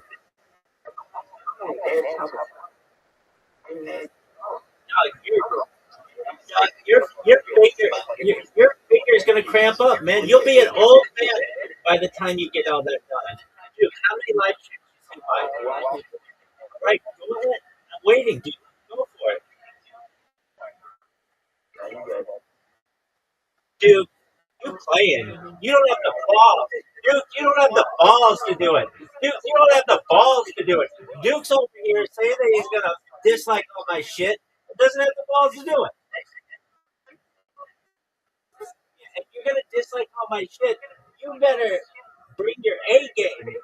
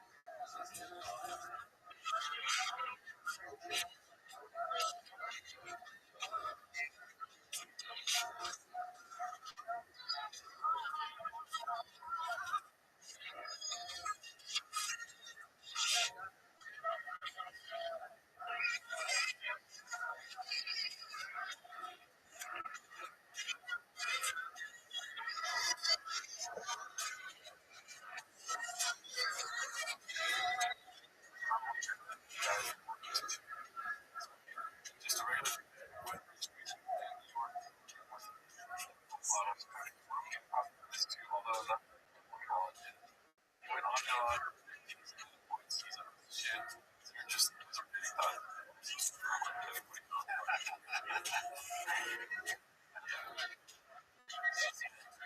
way out. I was like,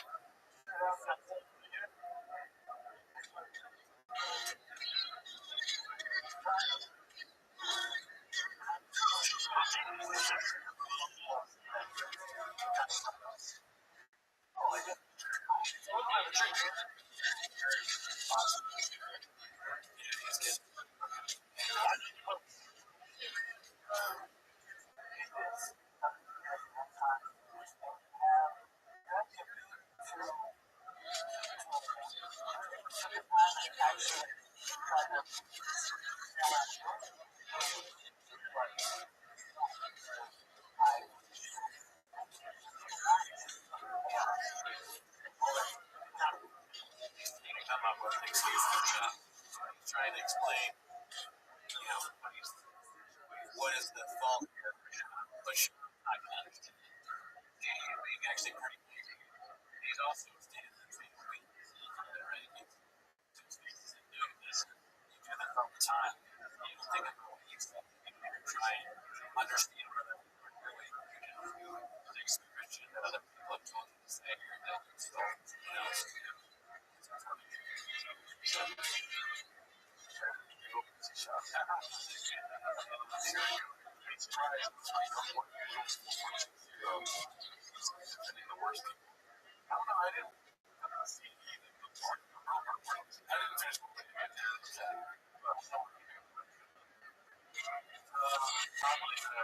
stuff. So there's no way in the files in that. I think Sweat's Island. What's with Island?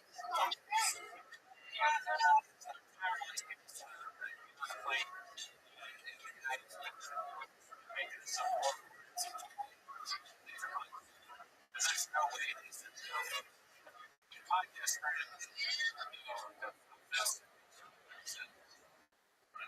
yeah, there. I was really I saw nothing.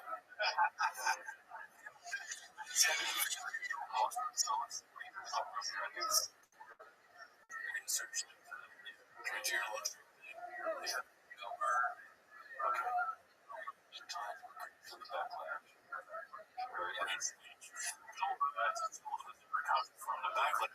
honestly, and when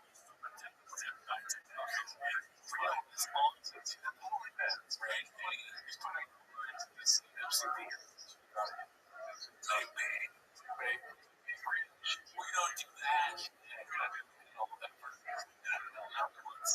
Yeah, I mean, come on.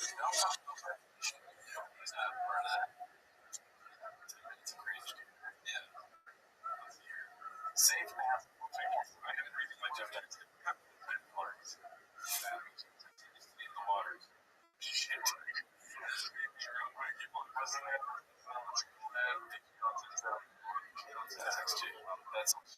That's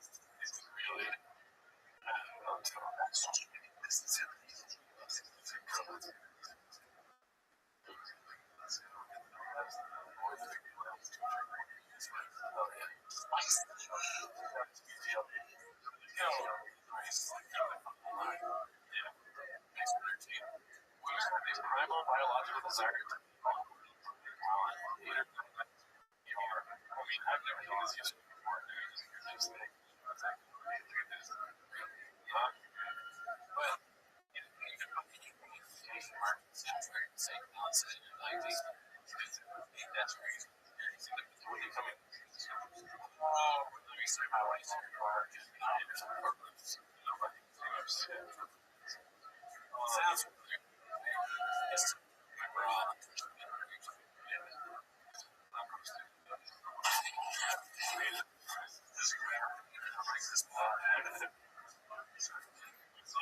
I was like,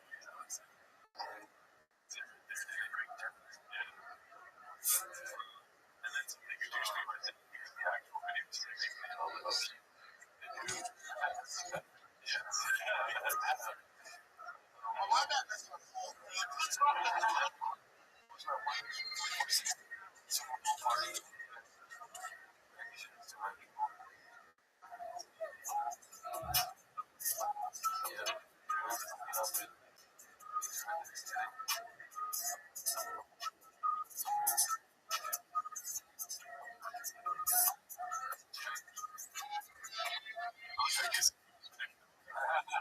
Very funny.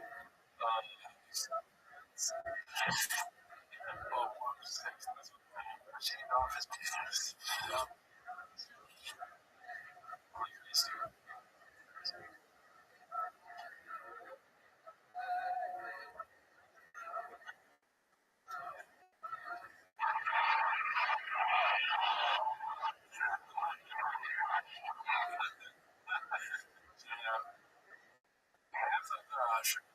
Just like welcome to Disney holiday. The roving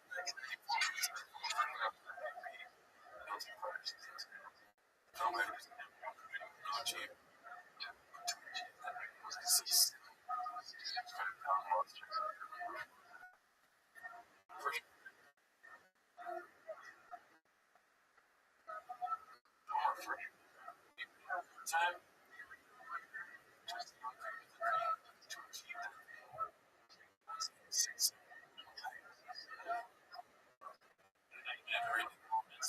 What's going on there?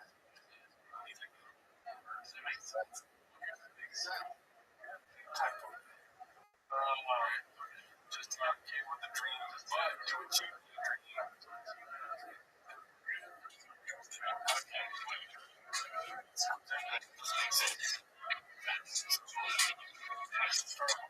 I was a 6 monster in the NFL.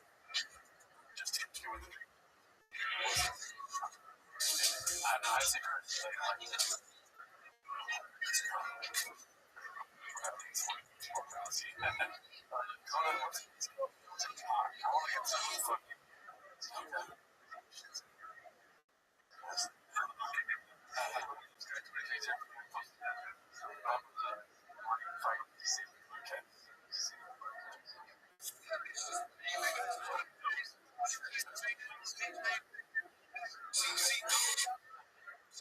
think next one.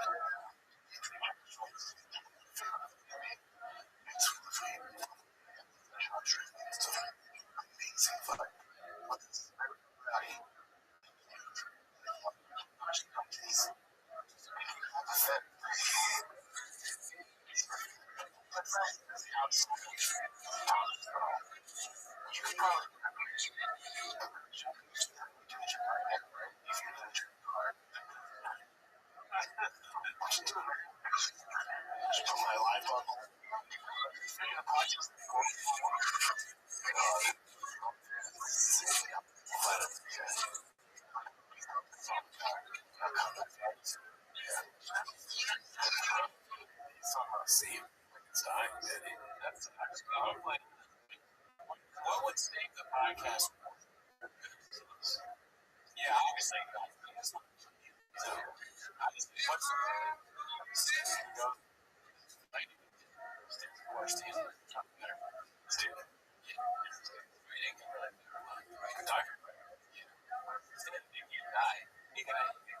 He comes out with something. You make it worse.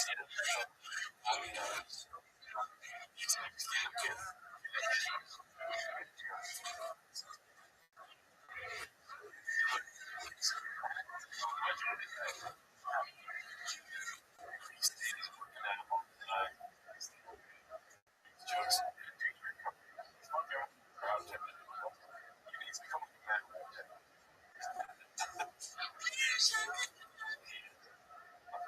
I get like crowd work or like hot guy? 100% crowd work. 50% hot guy. Reason to be he dresses like he's already shooting that. He tries to do it very fast. He's enjoying it. I can watch. You're not gonna be happy. All that stage, talk about something. Except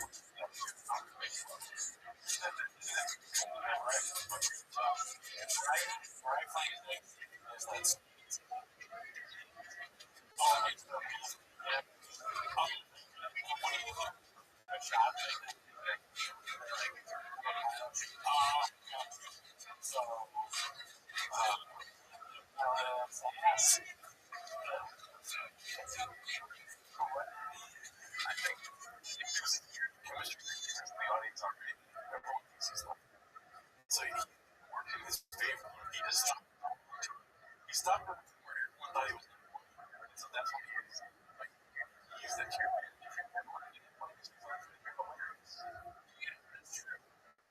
If you do say something funny, they're going to. If you don't say something funny, they're going to be hard. But it's not like a wedding. He's bluffing.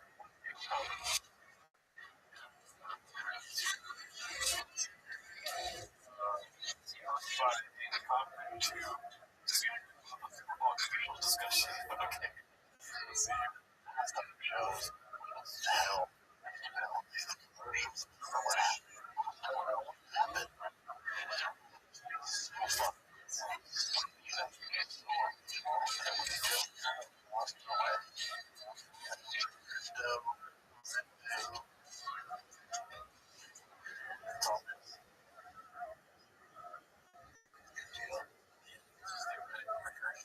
Is it somehow Coca-Cola or better than whatever else he said?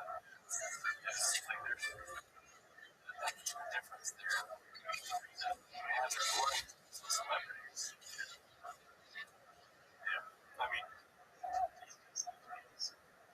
he's probably mad about some of his comics and his cool retail songs. Oh, that's what he is. Like, everyone can tell him. The soccer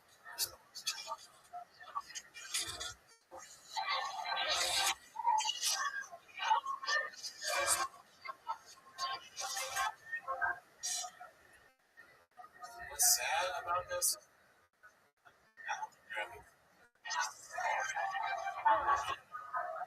You're like messing your girl, just like joking. It's not feel better. That's made it. You try.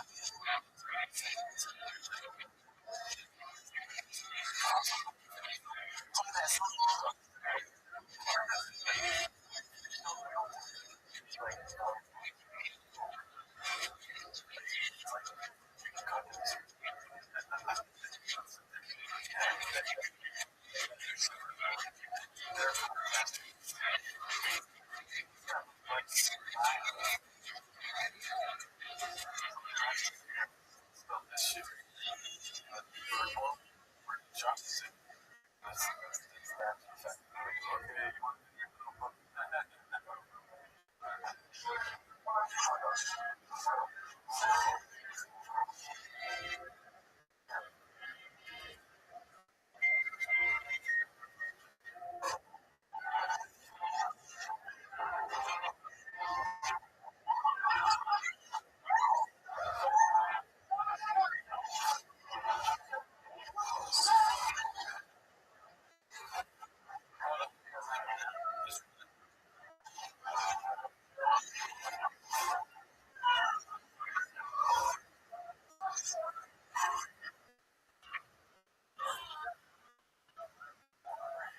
show?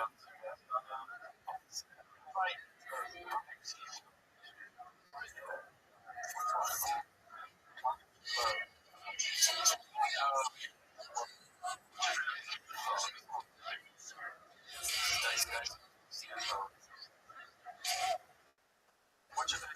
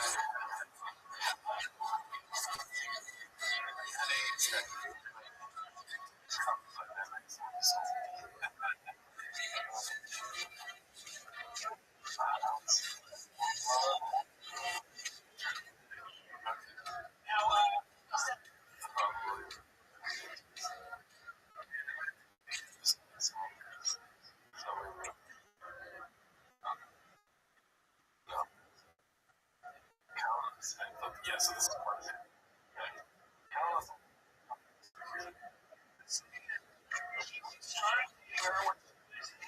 High school. Okay? Well, they did earlier. Yeah, okay. 17-year-old girl in high school. So you go back. 40-year-old.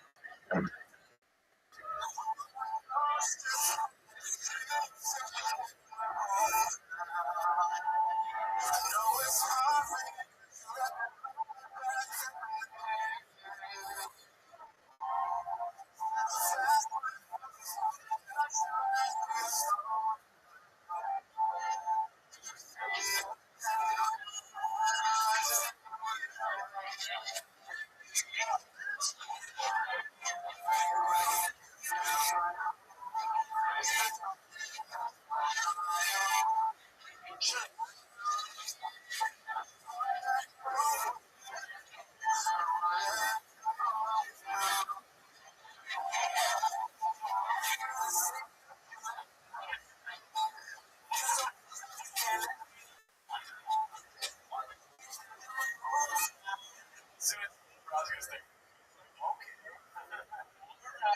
It's no fun. Still there. He left in Austin. I just think it's you. It's gotta be old now. Because this is like Austin.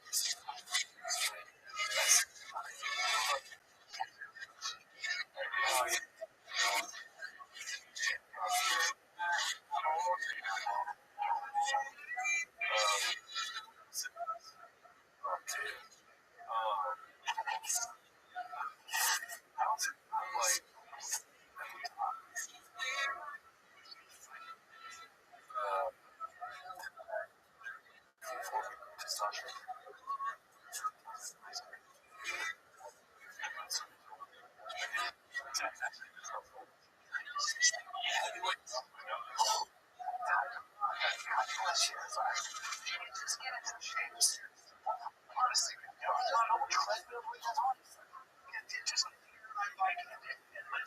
Let's just practice. I'm not trying to be a dick.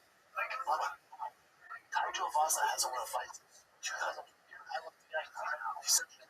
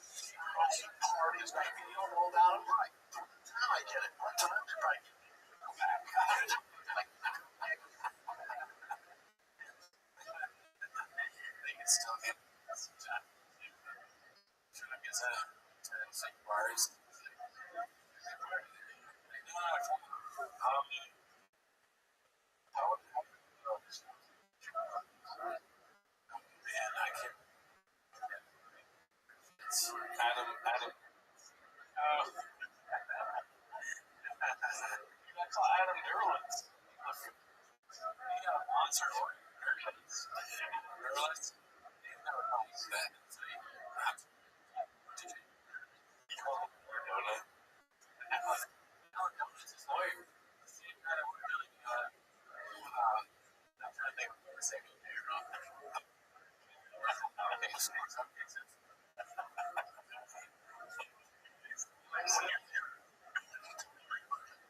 But here, hey, Drew, I give you one thing. Okay, in New York, I wasn't in the scene, I wasn't, but I saw, I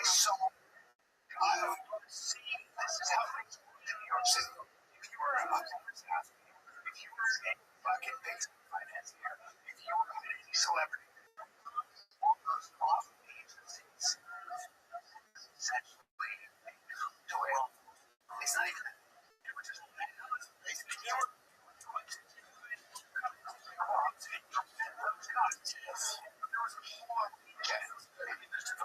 by the way, here's the other thing we don't talk about. When you were a 16-year-old model, my wife wasn't any model, my first wife. She went to New York, I think she was 13. There was so much money to pay. Okay? Saying, whatever you think you were, it's just disturbing me. This Europe stuff.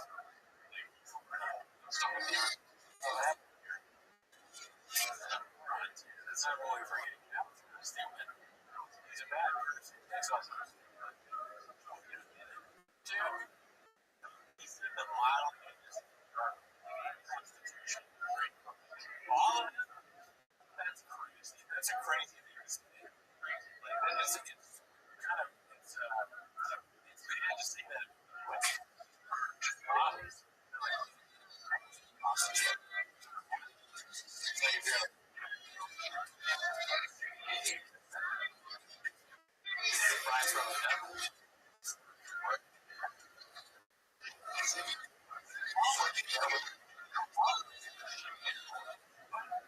Please understand that, Scott, this story is actually, by the time you're 13, by the time you're 16, back then in the 1980s, 90s, those clubs for looking at IDs. Here's how you make ID. They provide you with one share for a fact. I know girls that have girls that get used to stop.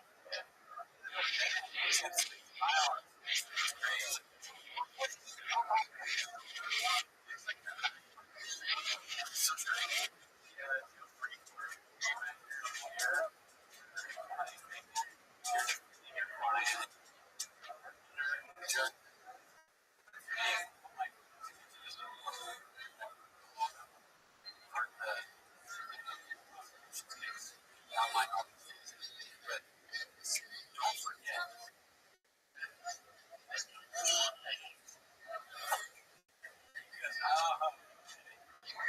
16. If you, it's a different time. I was alive during the 90s. It's not as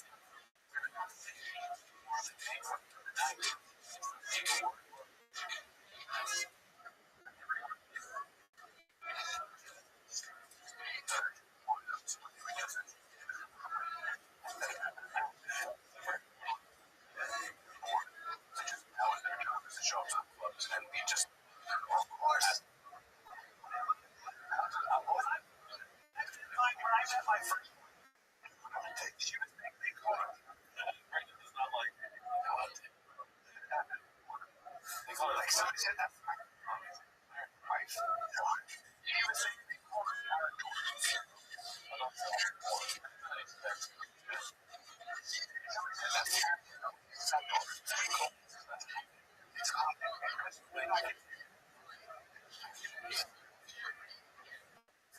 so that the point is that top level is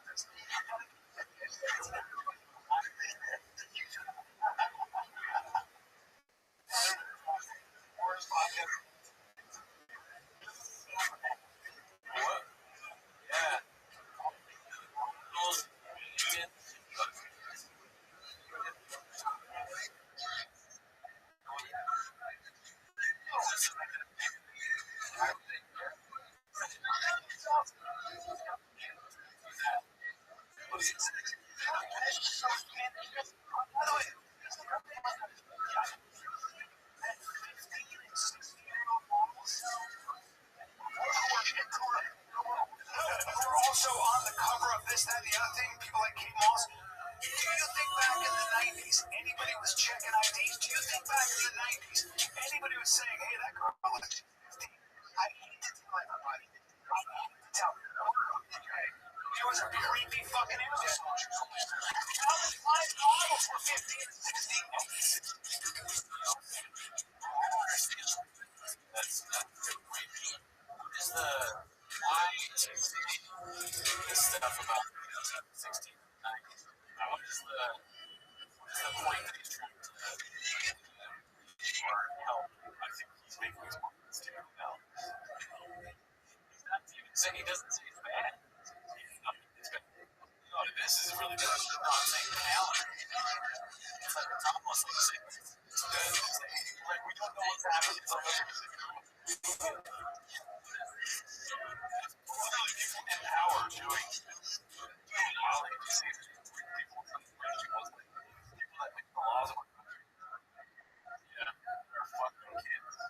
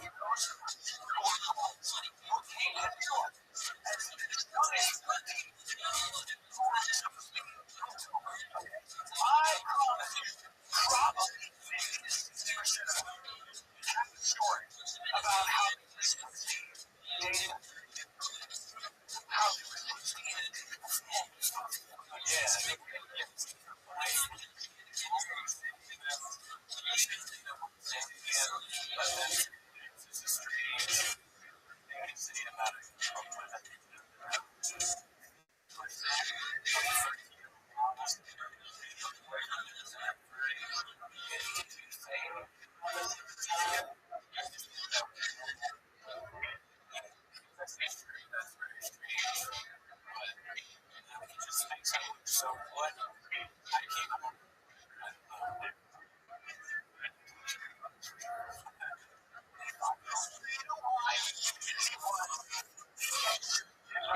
parties on that.